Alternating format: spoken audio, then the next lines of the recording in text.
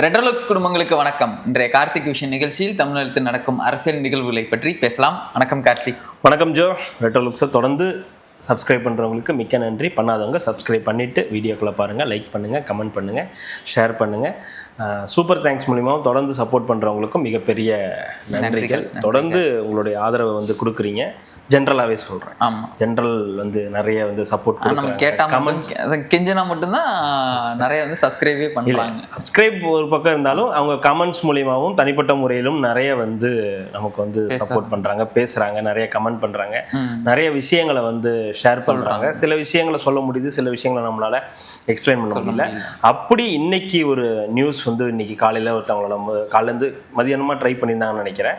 அப்புறம் ஈவினிங் தான் பேச முடிஞ்சது. ஸோ அவங்க ஒரு நியூஸ் சொல்லியிருந்தாங்க, ரொம்ப இம்பார்ட்டண்ட் நியூஸ். அவங்க ஃபோட்டோஸ்லாம் அமைச்சிருந்தாங்க. அது நான் அந்த ஃபோட்டோஸ்லாம் போட விரும்பலை, அது வேண்டாம். ஆமாம், அது பார்க்கவே கஷ்டமாக இருக்குது, அது வேண்டாம். பெரம்பலூரில் ஒரு டீ கடையில் ஒரு விபத்து ஒன்று, கேஸ் சிலிண்டர் வெடித்து விபத்து ஏற்பட்டிருக்கு. அந்த விபத்தில் கிட்டத்தட்ட ஒரு 8 பேர் காயம் ஏற்பட்டு பயங்கரமான தீக்காயங்கள் ஏற்பட்டிருக்கு. அதில் எல்லாருமே ஹாஸ்பிட்டலில் அட்மிட் பண்ணப்பட்டிருக்காங்க அப்படின்றது ஸ்டேஜ் 2ல் இருக்கு. ஆமாம், அது மாதிரி இருக்காங்க. அவங்க மெசேஜ் பண்ணுறாங்களே, சொன்னாங்க இல்லையா, அவங்க பேர் பவித்ரான்னு நினைக்கிறேன், இல்லை அனிதாவாக இருக்கும். ஏன்னா பவித்ரான்னு வந்துச்சு, இல்லை அனிதான்னு இருக்கும்னு நினைக்கிறேன். அவங்களுடைய அக்கா பொண்ணு அதில் அடிபட்டிருக்காங்க. 13 வயசு தான் அந்த பொண்ணுக்கு இருக்குது. அந்த ஃபோட்டோ அமைச்சிருக்காங்க. எனக்கு பார்க்க கஷ்டமாக இருந்தது. என்னென்னா, அந்த அவங்க ஸ்கூல் போகிற இதுன்னு நினைக்கிறேன். அவங்க ஏதோ கிளாஸ் போகும்போது இந்த மாதிரி ஆகியிருக்கு. அவங்களோட நியூஸ் என்னன்னா, இந்த மாதிரி ஒரு சம்பவம் நடந்திருக்கு. இதை ஆளுங்கட்சியை சேர்ந்த யாருமே பார்க்கல. பெரம்பலூரில் இருக்கக்கூடிய அந்த இடத்துல யாருமே பார்க்கல அப்படின்றதான் அவங்களுடைய நியூஸாக இருக்குது. வந்தாங்க, எஸ்பி பார்த்துட்டு இது என்ன பண்ணலாம் அப்படின்னு சொல்லிட்டு போயிருக்காங்க. அதுக்கப்புறம் யாரும் ரீச் பண்ணல. இது நேற்று நடந்திருக்குது. அவங்க அப்புறம் கேஎம்சி போயிருக்காங்க. அங்கேயும் நிறைய ஃபெசிலிட்டிஸ் இல்லைன்னு சொல்லிட்டு அதுக்கப்புறம் காவேரி ஹாஸ்பிட்டலில் இப்போ சேர்த்துருக்கிறதா அவங்களுக்கு ஃபினான்ஷியலாகவும் பிரச்சனை இருக்குன்னு சொல்லியிருக்காங்க. பட் அது செகண்டரி தான். ஃபர்ஸ்ட் இந்த மாதிரி யாருமே சொல்ல, அவங்க என்ன சொல்றாங்கன்னா, உயிரிழப்பு ஏற்பட்டாதான் பார்ப்பாங்களா? இப்போ இந்த சட்டமன்றத்தோட தொகுதி எம்எல்ஏ சென்னையில் இருக்காரு, சட்டமன்றம் நடந்துகிட்டு இருக்கு. சரி, ஓகே, அவர் தான் பார்க்கணும்ல. மற்ற அடுத்த கட்ட தலைவர்கள் இருப்பாங்கல்ல, அங்க இருக்கக்கூடிய தாவேகா நிர்வாகிகள் இருப்பாங்கல்ல, அவங்கெல்லாம் பார்க்கலாம் இல்லையா, என்ன நடந்ததுன்னு கேட்கலாம். ஏன் அவங்க சம்பந்தப்பட்ட ஆட்கள் யாராவது தான் பார்ப்பாங்களா? இல்ல ஒருவேளை இதுல உயிர் பலி ஏற்பட்டிருந்தா இது ஒரு பெரிய நியூஸா இருந்திருக்கலாம். இதை காலில இருந்து எந்த செய்தி சேனல்களும் பெருசா போடலை அப்படின்ற மாதிரி சொல்லியிருந்தாங்க. அது ஒரு இதுவாக வச்சிருந்தாங்க. ஸோ அங்கே இருக்கக்கூடிய பெரம்பலூரில் இருக்கக்கூடிய அந்த நிர்வாகிகள் ஆளுங்கட்சியை சேர்ந்து, ஆளுங்கட்சி நிர்வாகிகள்னு கிடையாது, ஏன் ஆளுங்கட்சி சொல்கிறாங்கன்னா, அவங்களுக்கு ஒரு உதவிகள் ஏதாவது தேவைப்படலாம்.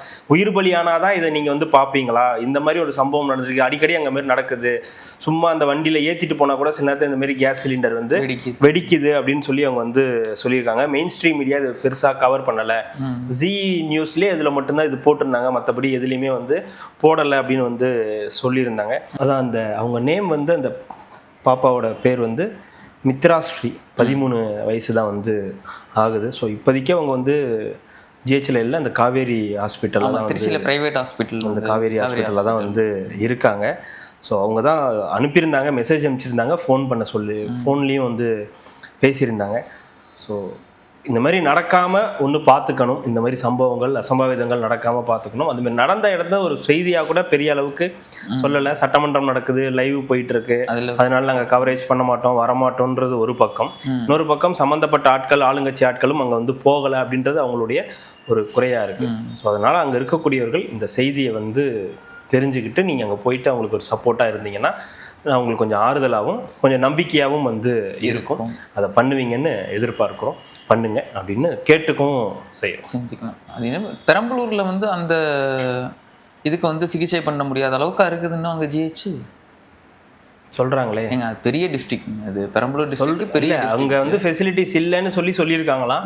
அதனால அங்க 8 பேர் கிட்ட இருக்காங்க. அதுல இந்த இவங்களுடைய அக்கா பொண்ணுக்கு மட்டும்தான் 13 வயசு. மற்ற எல்லாருக்கும் மாடரேட்டான ஏஜ் தான்றாங்க. 60லயும் இருக்காங்க, 35, 40 அந்த ரேஞ்சில் தான் இருக்கிறதா சொல்றாங்கன்னா, அப்போ அட்லீஸ்ட் அந்த குழந்தைக்காகவாவது போய் பார்க்கணும், அது என்ன நடந்தது. ஏன்னா அது ஒண்ணுதான் அந்த குழந்தையா இருக்குது, சின்ன பொண்ணா இருக்கு அப்படின்னும் போது அதுக்காகவாது போய் போகணும்ன்ற ஒரு இது இருக்குன்றது தான். சரி, பார்க்கட்டும். அந்த பாப்பா சீக்கிரம் குணமாகணும். அங்கே அடிபட்ட அத்தனை பேருக்கும் சீக்கிரம் குணமாகணும். அந்த குழந்தை சீக்கிரம் குணமாகணுன்றது நம்மளும் வந்து வேண்டிப்போம். அது மாதிரி இன்னும் 2-3 பேரும் அனுப்பியிருந்தாங்க. அதெல்லாம் நம்ம வந்து சண்டே நம்ம வந்து பேசுவோம். இது வந்து ரொம்ப நெசசரி, அதனால தான் இன்னைக்கு உடனே பேசணும். இதே மாதிரி நாங்க அனுப்பணுமே அப்படின்னு எடுத்து வச்சிருக்கோம். சண்டேஸ் அதுல அந்த வீடியோஸ்ல கன்னியாகுமரியில வந்து பேசினவங்க தாவேக்காக்குள்ள நடக்கிற விஷயங்கள் எல்லாமே 2-3 பேர் சொல்லியிருக்காங்க. அது நம்ம வந்து சண்டே கண்டிப்பா அதை பத்தி நம்ம பேசுவோம். போலாங்களா? சட்டமன்றம் மீண்டும் மீண்டும் மீண்டுமா முடிஞ்சிச்சுல இன்னையோட முடிஞ்சிச்சு. இனி திங்கக்கிழமை தான் திரும்பி வருவோம்ல. திங்கக்கிழமை அன்னைக்கு வாங்க பாத்துக்கலாம். மண்டே ஒரு 3 நாள் லீவ் விட்டீங்கன்னா சந்தோஷமா இருக்குல்ல, ரிலாக்ஸ்டா இருக்கும்ல. மண்டே பாத்துக்கலாம். அதான் இருந்தாலும் தீர்மானம் வந்து ஃபர்ஸ்ட் வந்து ஏற்றிட்டாங்க. இந்த டீலிமிட்டேஷனுக்கு தொகுதி மறிவரைக்காக போட்டாங்க. வழக்கம் போலதான் பாஜக, பாமக, அதிமுக அந்த டீம் ஒத்துக்கல. மற்ற இதெல்லாம் வந்து ஆதரவு தெரிவிச்சிட்டாங்க. அதுக்கப்புறம் திமுகவும் வந்து ஆதரவு வந்து கொடுத்துருக்காங்க. அதுதான் திமுக சொல்லி 1971களிலேயே நீங்கள் எடுத்த அதே இதை தான் நீங்கள் கொண்டு வந்தீங்கன்னா ஓகே, இல்லைன்னா திருப்பி பண்ணீங்கன்னா சரிப்பட்டு வராது அப்படின்னு லென்த்தாக பேசி ஓகே அப்படின்ற மாதிரி இது பண்ணிட்டாங்க. இவரு நம்ம பாமகலாம் வந்து ஏதோ சொல்லிட்டு இது ஒருமனதாக நிறைவேற்றிட்டோம்லாம் நீங்கள் சொல்லக்கூடாது. நாங்கள் தான் இங்கே வந்து ஒரு 4 கட்சி வந்து அக்செப்ட் பண்ணவே இல்லைல்ல, எதிர்ப்பு தெரிவிச்சிருக்கோம்ல. அப்புறம் எப்படி நீங்கள் ஒருமனதாக அந்த வார்த்தையை நீங்கள் வந்து நீக்கிறேன்னா நீ சொல்லாத, அதை நான் முடிவு பண்ணுவேன்.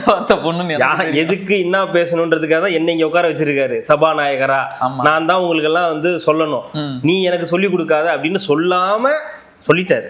அப்படியே சொல்லிட்டாரு. நீங்க சொல்லாதீங்க, எங்களுக்கு தெரியும், நீங்க கம்முன்னு இருங்க, லென்த்தா போகாத அப்படின்னு சொல்லாம சொல்லி ஒரு சட்டமன்ற உறுப்பினரை வந்து சபாநாயகர் வந்து அவமானப்படுத்திட்டாரு.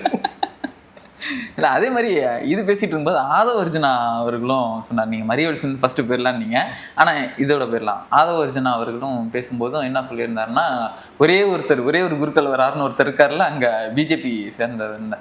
அவர் எந்திரிச்சு வந்து இதை முடியாது, இது நாங்கள் எதுக்காக கொண்டு வந்தோம் தெரியுமா, நாங்கள் வந்து ஒரு வீடு கட்டினீங்கன்னா என்ன உங்களுக்காக கட்டிங்க, நாளைக்கு ஃபியூச்சரில் உங்கள் பசங்க எல்லாம் வரும்ல, அதனால தான் 500 சில்லறை 800 சில்லறை நாங்கள் வந்து எலாபரேட் பண்ணி நாங்கள் கட்டி வச்சுருக்கோம். அந்த மாதிரி தொலைநோக்கு பார்வையோட தான் பார்க்கணும். நீ பேசுறது யாருமே கேட்கல, ஒரே ஆளா இருந்து பேசிக்கிட்டு இருக்க. இதே நிலைமை தான் நாளைக்கு நமக்கும் வரும். ஃபுல்லா நார்த் சைடு ஃபுல்லா எல்லாருமே அவங்க சொல்றதா இருக்கும். நம்ம இங்க இருந்து குரல் வந்து யாருக்கு அதுக்கும் போகாதுன்ற நிலைமை வந்துருன்றதுனால நீங்களும் ஒரு தமிழரா இருந்து பேசுங்க, பிஜேபியாலா இருந்து பேசாதீங்க அப்படின்னு. இதுல 2-3 விஷயம் இருக்குங்க இந்த தொகுதி டீலிமிட்டேஷன்ல. என்னன்னா அவங்க என்ன சொல்றாங்கன்னா 50% தொகுதி மறுவரைன்னா 50% 50% வந்து மகளிர் மசோதா இடஒதுக்கீடு, அதனால மகளிருக்கு அதிகமான இடங்கள் கிடைக்கும். அந்த இடம்லாம் மகளிருக்கான இடமா தான் இருக்கும். அதனால பார்லிமெண்ட்ல பெண்களோட ஆதிக்கம் நிறைய வந்து இருக்கும், நிறைய எம்பிக்கள் நமக்கு வந்து கிடைப்பாங்க அப்படின்னு சொல்லலாம். இதை எப்படி நம்புறது அப்படின்னு கேட்டா உடனே எடப்பாடி ஐயா சொல்றாரு, நம்பிதான் ஆகணும். இப்ப நீங்க சொல்றீங்க நாங்க நம்பலையா, இப்ப நீங்க சொல்றீங்க அதை நாங்க நம்பலையா, அது மாதிரிதான். அது மாதிரினா நீங்க சொல்றீங்க நாங்க நம்புறதெல்லாம் அது ஓகே. ஆனா இந்த அரசாங்கம் இருக்குல்ல, பிஜேபி அரசாங்கம், இது சொன்னா நம்பணும்ல. நம்புற மாதிரி ஏதாவது ஒண்ணு சொல்ல, நீங்க சொல்றது ஏதாவது ஒண்ணு நடக்குது இல்ல நம்புற மாதிரி இருக்கான்னு பார்த்தா எல்லாமே உங்களுக்கு சாதகமானது, உங்களுக்கு தேவையானது, உங்களுக்கு என்ன வேணும் அப்படின்றதான் இருக்கே தவிர மக்களுக்கானது இல்ல. இவங்களோட நோக்கம் வந்து பெண்களை உயர்த்துறது, இவங்க நோக்கம், பிஜேபியோட நோக்கம். அதை நம்ம நம்பணும். அதுதான் இது வந்து பெண்களுக்கான மசோதா, இது வந்து டீலிமிட்டேஷன், இது 800 சில்லற பேர் வந்துருவாங்க. நாட்டு மக்கள் அங்க என்ன நடக்குதுன்னே தெரியல. 543 பேருக்கு அங்க என்ன வேலை இருக்குன்னு தெரியல.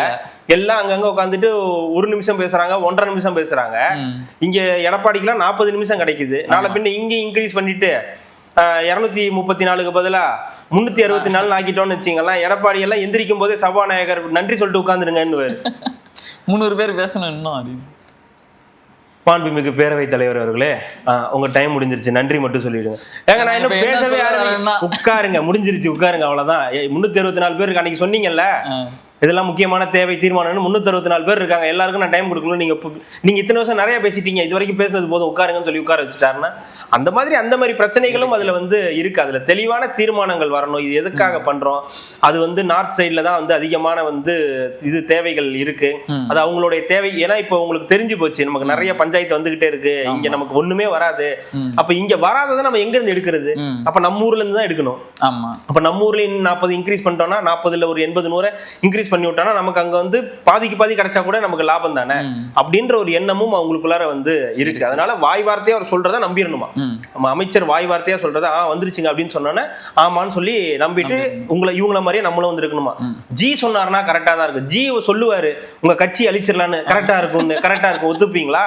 அவர் ஜி தான் சொன்னாரு டிடிவி தினகரன் 2021 சேர்த்துக்குங்கன்னு, நம்புனீங்களா?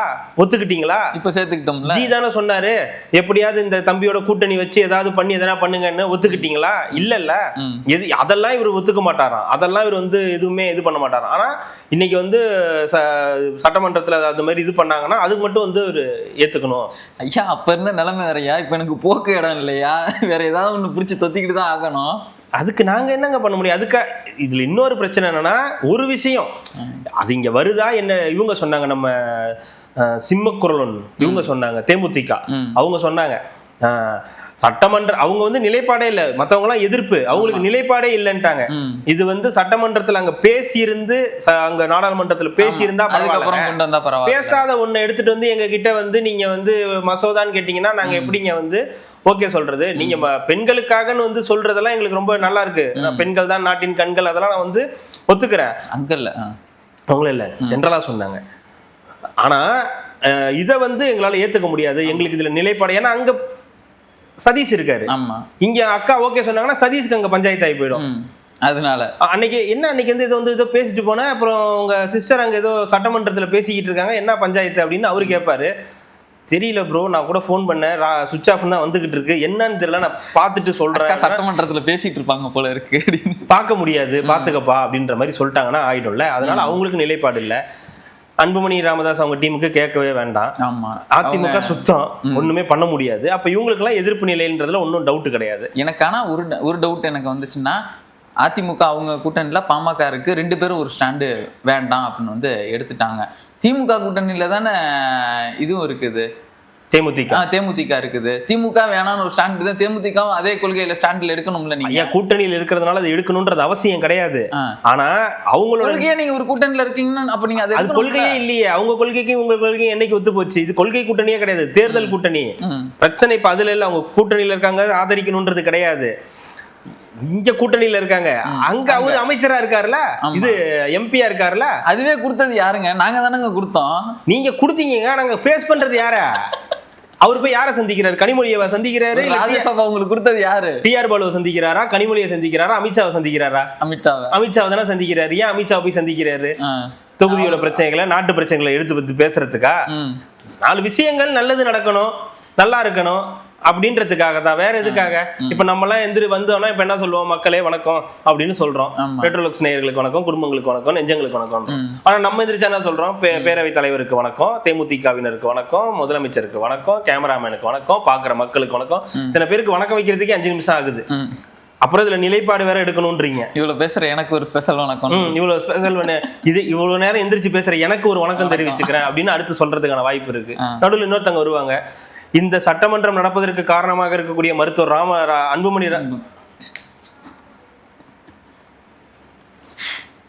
அதே மாதிரி நேற்று அந்த எஃப்சிஆர்ஏவா அதுக்கு தீர்மானம் போட்டிருந்தாங்களே, எனக்கு மெசேஜ் பண்ணியிருந்தாங்க. நார்த் இந்தியா அந்த மீடியாஸும் எல்லாருமே ஒரு மாதிரி வந்து கட்டமைக்க ஆரம்பிச்சிட்டாங்க, இங்கேயும் வந்து கட்டமைக்க ஆரம்பிச்சிட்டாங்க. எப்படின்னா இங்கே 80% வந்து ஹிந்துஸ் தான் இருக்காங்க, அவங்களுக்கு வந்து தேர்ந்தெடுக்காமல் ஒரு கிறிஸ்டினை வந்து தேர்ந்துட்டாங்க. இனிமேட்டு வந்து இந்த ஹிந்து டெம்பிள்ஸுக்கு எல்லாத்துக்கும் ஒரு பிரச்சனை வரும், அந்த ஃபண்டிங் போகிறதுல பிரச்சனை வரும், எல்லாம் இதாக இருக்கும். ஹிந்துஸ்க்கு இது எல்லாத்தையுமே வந்து கிறிஸ்டின்ஸாக வந்து மடைமாற்றத்துக்கான ஒரு வேலை வந்து போயிட்டுருக்கு அப்படின்றது, அதுக்கான டாக் வந்து இன்னும் இப்போ போயிட்டுருக்கு, நேஷனல் மீடியாலையும் போயிட்டுருக்குது. இங்கே லோக்கலில் வந்து பீப்புள்ஸ் வச்சும் பேச வச்சுக்கிட்டு இருக்காங்க. இங்கன்னா தமிழ்நாட்டுல இந்துக்களுக்கு வந்து 80% பேர் வந்து ஹிந்துவா இருக்கும்போது நீங்க எப்படி ஒரு கிறிஸ்டினை வந்து முதலமைச்சரா தேர்ந்தெடுப்பீங்க? ஆமால, இது யாருமே யோசிக்கல. பாத்தீங்களா, சபாநாயகர் ஒரு கிறிஸ்டின், மரிய வில்சன் ஒரு கிறிஸ்டின், எல்லாருமே கிறிஸ்டினா இருக்காங்க. கிறிஸ்டின் தான்.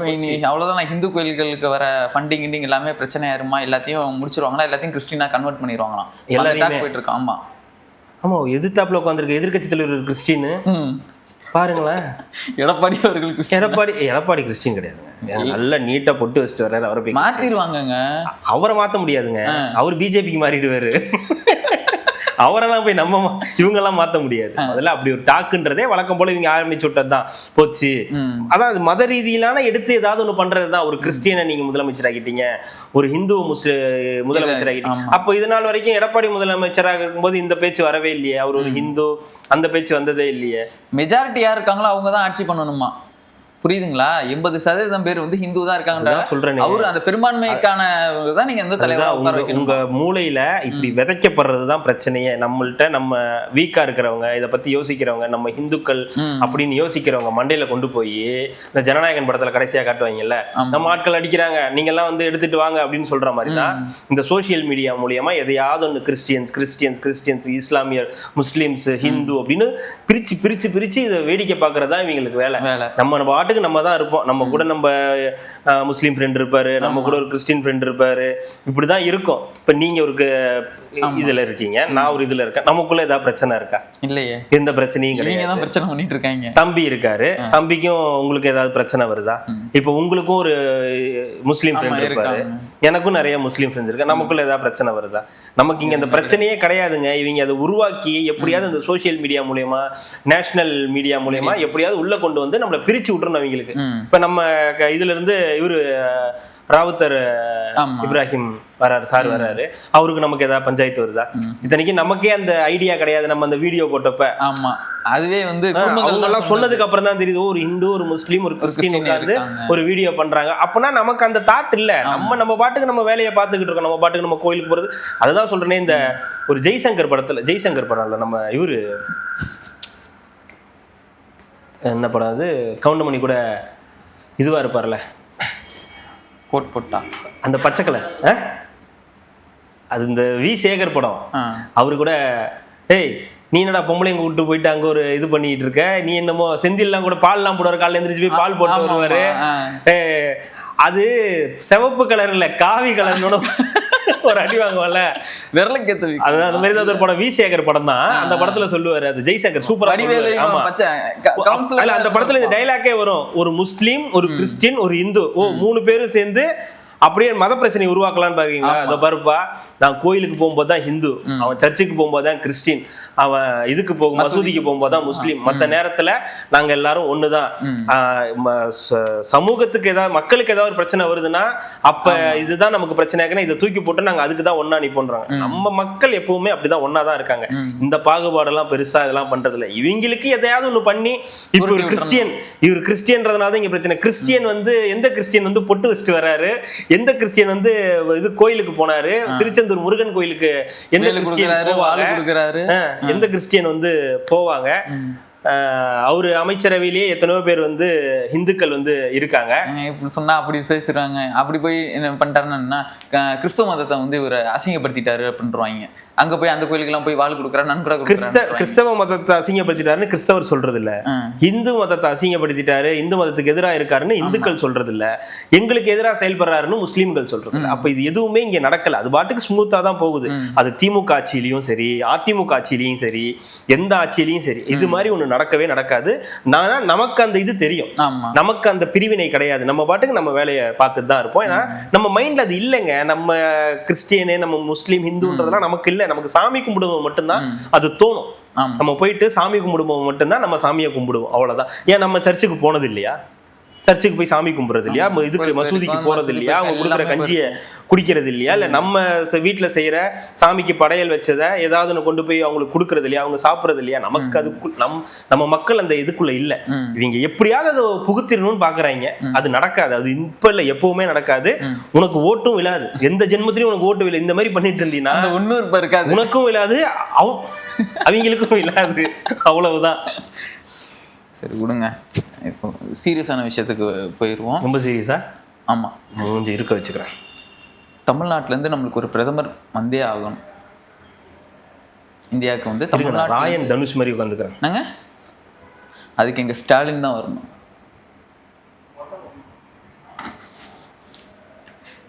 ஹலோ, நெக்ஸ்ட் பிஎம்ங்க யாரு? ஸ்டாலின் அவர்கள். ஸ்டாலின் தான் வராரு, விடியல் தர போறாரு. நம்ம அந்த இதுக்கு போனோம்ல, கொளப்பூருக்கு போனோம்ல. ஆமா. எதுக்கு போனோம்? அப்பாவுக்கா? நாங்க அப்படி போல என்ன பண்ணி வச்சிருக்காங்கன்னா போனோம். ஆமா, குளத்தூர் சிங்கப்பூரா மாத்தினவருக்கு இந்தியாவை வந்து யூஎஸ்ஆ மாத்துறதுக்கு தகுதி இருக்காதா? இருந்துச்சு அவங்க ஆட்சியில இருக்கும்போது, இப்ப இல்ல. அதனாலதான் பிரதமரா வந்து எப்படிங்க நீங்க கூச்சமே இல்லாம, இப்ப நான் சிஎம்ஆ இருந்தேன்னா பிஎம்ஆ வரும்போது நான் இங்க வந்து ராஜினாமா பண்ணி இங்க ஒரு இடைத்தேர்தல் வந்து வச்சாகணும். இங்க யார் அடுத்தது உலகத்திலேயே பிஎம் கேண்டிடேட் எங்களுக்கு கவுன்சிலரா வாங்கன்னு சொன்ன ஒரே கூட்டம் நம்ம கூட்டமா தான் இருக்கும். பிஎம்கே ஆர்எஸ் பாரதி ஃபர்ஸ்ட் சொல்லிட்டாரு. அவரு வந்து அப்பயே வந்து ஒரு ஹிண்ட் கொடுத்துட்டாரு. அதுக்கு தான் தோத்துட்டாரோ. எம்எல்ஏவா இருந்தா எம்எல்ஏ வந்து ரிசைன் பண்ணிட்டு போகணும். சிஎம்ஆ இருந்துட்டாருன்னு வச்சுக்கோங்களேன், 3 வருஷம், இன்னும் 2 வருஷம் தான் இருக்குது. அப்புறம் 29ல திருப்பி எலெக்ஷன். இந்த 2 வருஷம் இருந்துட்டு 3 வருஷம் வேற யாருக்கா கை மாத்தி விடுறதெல்லாம் வேண்டாம். நீங்க உங்களுக்கு கொடுத்துட்டு போறேன், சரி நீங்க பண்ணுங்க, நான் மேல இருந்து உங்களை மிதிக்கிறேன் அப்படின்றதுக்காக பிஎம்ஆ மாறுறதுக்கு வந்து நாங்க வரப்போம். அதாவது சொல்லுவீங்களே இந்த அப்பப்ப தியரி எல்லாம் வரும்ல, ஆமா, அதுக்கான பிளான் தான் இது. அப்ப குளத்தூர்ல தோத்தாதான் எம்எல்ஏ ஆக முடியாது, எம்எல்ஏ ஆக முடியாதனா தான் இந்த இது வரும், பிஎம் கேண்டிடேட் ஆகணும் அப்படின்ற ஒரு இது வரும். அப்பதான் ஆர்எஸ் பாரதி சொல்லுவாரு இந்த மாதிரி வந்து நாங்க தான் அப்படின்னு சொல்றது. அப்ப இவரு தான் இந்த பிஎம், நாயகன் மீண்டும் வரார். ஆமா, அந்த மாதிரி.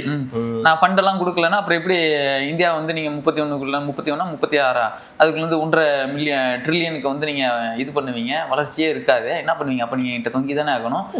அப்ப நாங்க திருப்பி திமுக ஆட்சிக்கு, அதுக்கு நீங்க முதல்ல பிரதமர் ஆகணும், அதுக்கு முதல்ல நீங்க அந்த தேர்தலில் நிக்கணும், அதுக்கு முதல்ல நீங்க ஜெயிக்கணும். ஏங்க இங்கவே சுத்து போட்டு அடிக்கிறாங்க, இங்கவே சேகர் பாபுன்னு ஒருத்தர். அப்படி நம்ம இப்படி வச்சுப்போமா, அவரு தோப்பாருன்றது அவருக்கே தெரியாது, அவரை தோக்கடிச்சது இவர் சேகர் பாபு. வாழ்க்கை ஒரு வட்டங்க. சேகர் பாபு யாரு? ஆமா, அப்ப அப்படி வச்சுப்போமா, அவங்களோட ஆளுன்னு வச்சுப்போமா? அப்படி நம்ம எடுத்துட்டு போனா கரெக்டா இருக்குமா அது? ஏன்னா இப்போ வந்து பாத்தீங்கன்னா இவங்களுக்கு சொல்றாங்க தோத்துட்டாரு, பண்ண முடியாதுன்னா, அப்ப அவரை தோக்கடிச்சது, பிளான் பண்ணி தோக்கடிச்சது, ஒருவேளை இவர் பிரதமர் ஆயிடுவாரோ அப்படின்னு சொல்லி இவர்கிட்ட சொல்லி டான்ஸ்ல ஆட, அன்னக்கிளியில போல கிளவிங்களை அப்படியே கூட்டு வந்து மறுபடியும் வந்து ஆட வச்சு அதை வேடிக்கை காட்டி தோக்கடிச்சது அப்ப ஐயா தான், சேகர் பாபு ஐயா தான். பேசியாச்சுங்க. அடுத்த பிஜேபி தலைமையில பிஎம் கேண்டிடேட் ஸ்டாலின் அவர். இது பிஜேபி தலைமையிலயா? சட்டக்கீழிஞ்சி இருந்தா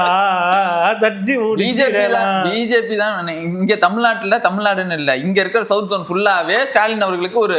எனக்கு ஒண்ணு சொல்லுங்கடா ஐயா, நான் சொல்றதை கேளுங்க, எனக்கு ஒன்னே சொல்லுங்கடா, இவர் எந்த விதத்துல பிஎம் கேண்டிடேட்டா எடுத்துப்பாங்க, எப்படி ஒரு பிஎம் கேண்டிடேட் ஆவார், அதை முதல்ல சொல்லுங்க. சவுத்துல தான் பிஜேபி வந்து, சவுத்துல இதெல்லாம் பேசாதீங்க, எனக்கு கடுப்பாயிடும். நானு கேரளா, கர்நாடகா, தமிழ்நாடு எல்லாம் இந்தியா கூட்டணியை வளர்ச்சதே வந்து தலைவர் தான், கம்முன்னு இருங்க. ஏங்க அதெல்லாம் சரிங்க, இந்தியா கூட்டணியை உருவாக்குனாரு, அதுக்கு தலைமை ஏற்கணும்னு சொன்னது அதெல்லாம் ஓகேங்க. இன்னைக்கு கை தட்டினோன்னு எல்லாம் பட்டுன்னு பறந்துருச்சுல, இதை வச்சுக்கிட்டு எப்படி நீங்க பிஎம் கேண்டிடேட் ஆவீங்க? முதல்ல இவர் எப்படி பிஎம் ஆவார் அதை முதல்ல சொல்லுங்க. எல்லாம் இப்ப போட்டு ஃபயர் விட்டுட்டு இருக்காங்கல்ல. அவரு ஆதவர்ஜன் நாங்க சொன்னோன்னே, தமிழர் ஒருத்தர் பிரதமர் ஆகணும்னு சொன்னோன்னே இவங்க கட் பண்ணி டக்குன்னு இவர் போட்டோ தூக்கி போட்டு ரோட்ல நடக்கிறது, கையை காட்டுறது, கொடி ஏத்துறது, இதை கொளுத்துறது, நகலை கொளுத்துறதெல்லாம் காட்டுறீங்கல்ல. எனக்கு ஒன்றும் புரியல. அதாவது குஜராத் மாடல்ல இருந்தவர் ஒருத்தர் வந்து டீ வித்தவர் இன்னைக்கு வந்து பிரதமர் ஆகலாம். ஆனா திராவிட மாடல் கட்சியில இருந்து விசாவை பார்த்துட்டு வந்தவர் வந்து பிஎம் ஆக கூடாதுன்னா இது எனக்கு என்ன கதைன்னு எனக்கு புரியல. லண்டன் போறதுக்கு விசா பார்க்க மாட்டாங்களா? இது என்னங்க பெரிய விசாவா?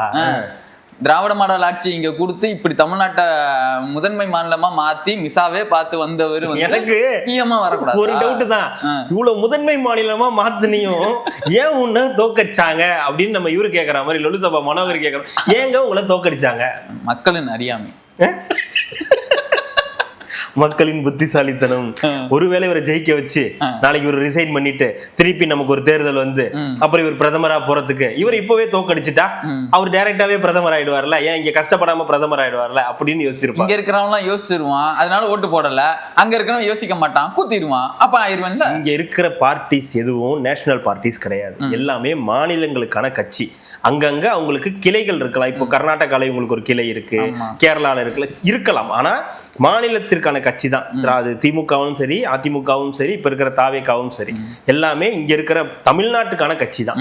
அப்போ நேஷனல் லெவல்ல நீங்க வந்து ஒரு பிஎம் ஆகணும்னா அதற்கு ஏதாவது ஒரு கட்சியோடைய முகம் உங்களுக்கு வேணும். இப்போ நீங்க அதுதான் இப்ப திமுக இருக்கு, திமுக மட்டும் இப்ப காங்கிரஸோடைய கூட்டணி இருந்துச்சுன்னா ஒருவேளை ராகுல் காந்தி செல்ஃப் எடுக்கலங்க, அது சரிப்பட்டு வராதுங்க, இந்த மனுஷன் என்னதான் இப்ப இருக்கிறவங்க வீட்டுல போய் கஞ்சி குடிச்சிட்டு வந்தாலும் ஒன்னும் ஏத்துக்க மாட்டேங்கிறாங்க, கலாச்சி விட்டுறாங்க, அதுக்கு நீங்க ஓகேவா இருக்கீங்கன்னு சொல்லி ஒட்டுமொத்த பேரும் மம்தா பானர்ஜி ஒத்துக்கிட்டு, அந்த பக்கம் நம்ம இவரு பீகார்ல இவங்கெல்லாம் அவங்க 2 பேரு அகிலேஷ் யாதவ் இவங்கெல்லாம் ஒத்துக்கிட்டு, இவங்களை கார்கே விடுங்க, கார்கே எல்லாம் ஒத்துக்கிறது வேண்டி இருக்கு, ராகுல் சொன்னா ஒத்துக்க போறாரு அவரு, நான் பெருசு ஆமா அப்படின்ட்டு அவர் மட்டுக்கு போக போறாரு.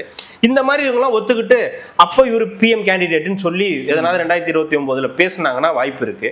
நீங்க 2 பேரும் இந்த ஜென்மத்தில் இனிமே சேர்றதுக்கான வாய்ப்புகள் ரொம்ப கம்மியாகி போய் கிடக்கு. அப்படியே நீங்க சேரத்துக்கான முயற்சிகள் எடுத்தாலும் நடுவில் ஆதவர்ஜனா வந்துருவாரு. உங்களை என்ன அசிங்கமா திட்டினாங்க தெரியுமா, ஞாபகம் இருக்கா உங்களுக்கு அப்படின்னு ஏதாவது கொளுத்தி போடுறதுக்கு அவர் தயாரா இருக்காரு. அப்படி இருக்கும்போது அப்ப சேரத்துக்கு வாய்ப்பு இல்லை. அப்ப எப்படி எந்த அடிப்படையில் ஒரு பிஎம் கேண்டிடேட் ஆக முடியும்? எனக்கு அது எப்படி நீங்க வேற கற்பனை எல்லாம் வருதுங்க. ஒருவேளை ஒரு பிஜேபி தலைமையில போய் பிஎம் கேண்டிடேட்டா வந்து ஸ்டாலின் அவர்களை நின்றானோ, அதுக்கு காங்கிரஸ் வந்து திருப்பி விஎஸ் பாபு அவர்களே பிஎம் கேண்டிடேட் பார்த்தா எப்படி இருக்குன்னு யோசிச்சு பார்த்தேன்.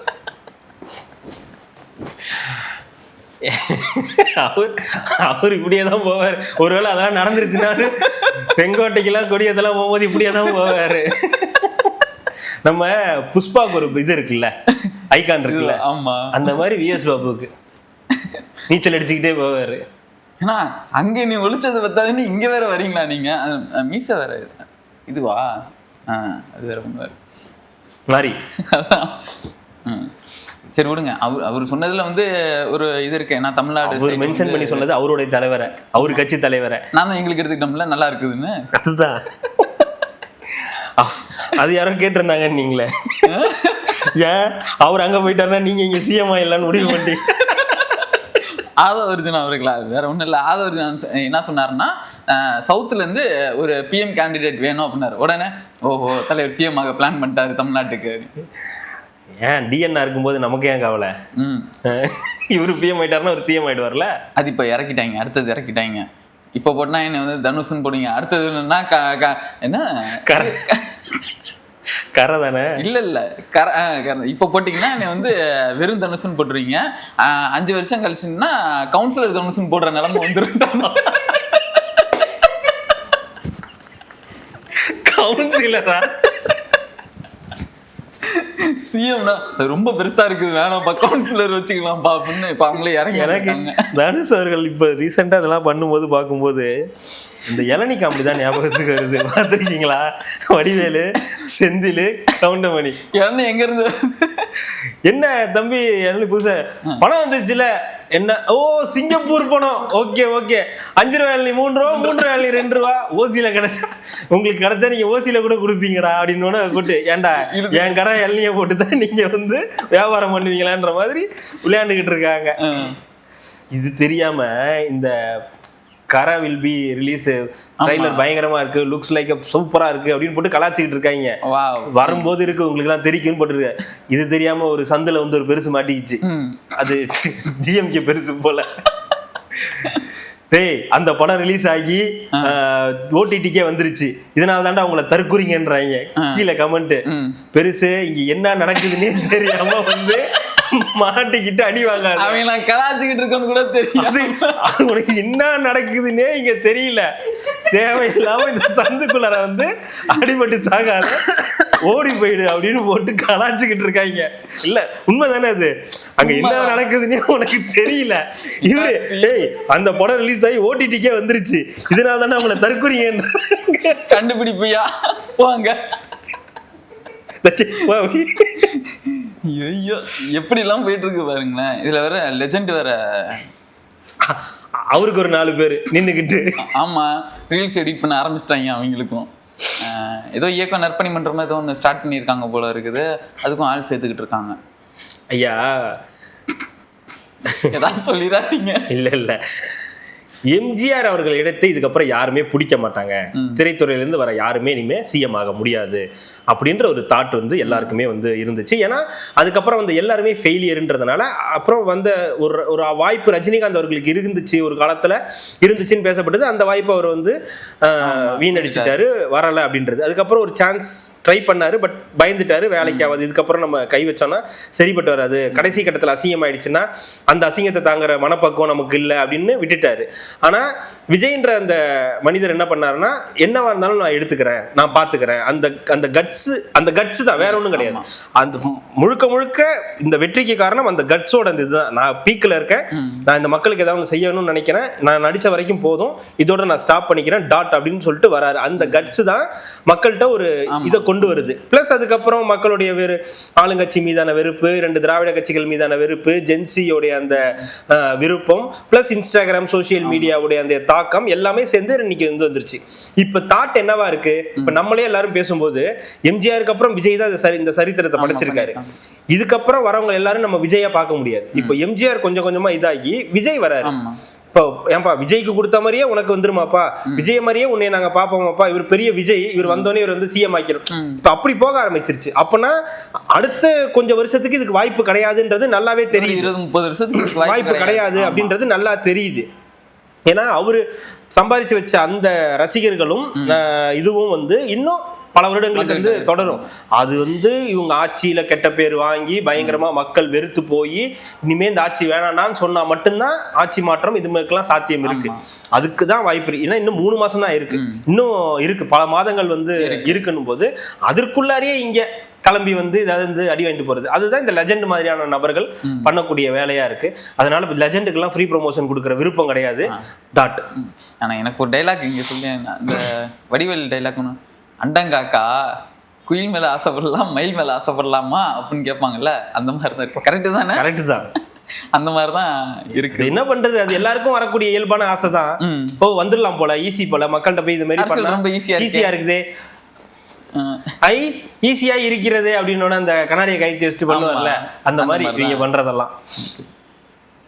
அப்புறம் கம் பேக் ஸ்ட்ராங்கர்னு சொல்லிட்டு மரிய வில்சன் அவர்கள் வந்து ஒப்புக்கொண்டார், நான் பேசினது தப்பு தான், கொஞ்சம் ஆவேசப்பட்டுட்டேன், திருத்திக்கிறோம், நீங்கள் சொன்ன மாதிரி எனக்கு அந்த லாங்குவேஜில் வந்து எனக்கு அந்த ப்ராப்ளம் இருக்குது தான், நான் வந்து திருத்திக்கிறோம், நீங்கள் சொல்கிற அறிவுரைகளும் நாங்கள் ஏற்றுக்கிறோம்னு சொல்லிட்டாரு. கண்டிப்பாக முதலமைச்சர் கூப்பிட்டு ஏதாவது சொல்லியிருப்பாரு, வான் பண்ணியிருப்பாரு, நீ பேசுனது தப்பு, நீங்கள் அப்படி பேசக்கூடாது, சட்டசபையில் அப்படி பேசக்கூடாது, தப்புன்னு சொன்னாங்கன்னா அது ஓகே, உங்கள்கிட்ட துறை ரீதியாக தப்புன்னு சொல்லியிருந்தா நீங்கள் வந்து பாயிண்ட் வச்சு பேசலாம், நீங்கள் பேசுகிற லாங்குவேஜில் கொஞ்சம் பிரச்சனை இருக்குது, அதை திருத்திக்கிங்கன்னு சொல்கிறாங்க, அதனால் கண்டிப்பாக திருத்திக்கிங்கன்னு கண்டிப்பாக அந்த கமெண்ட் வந்திருக்கும், அவர்கிட்ட வந்திருக்கும்.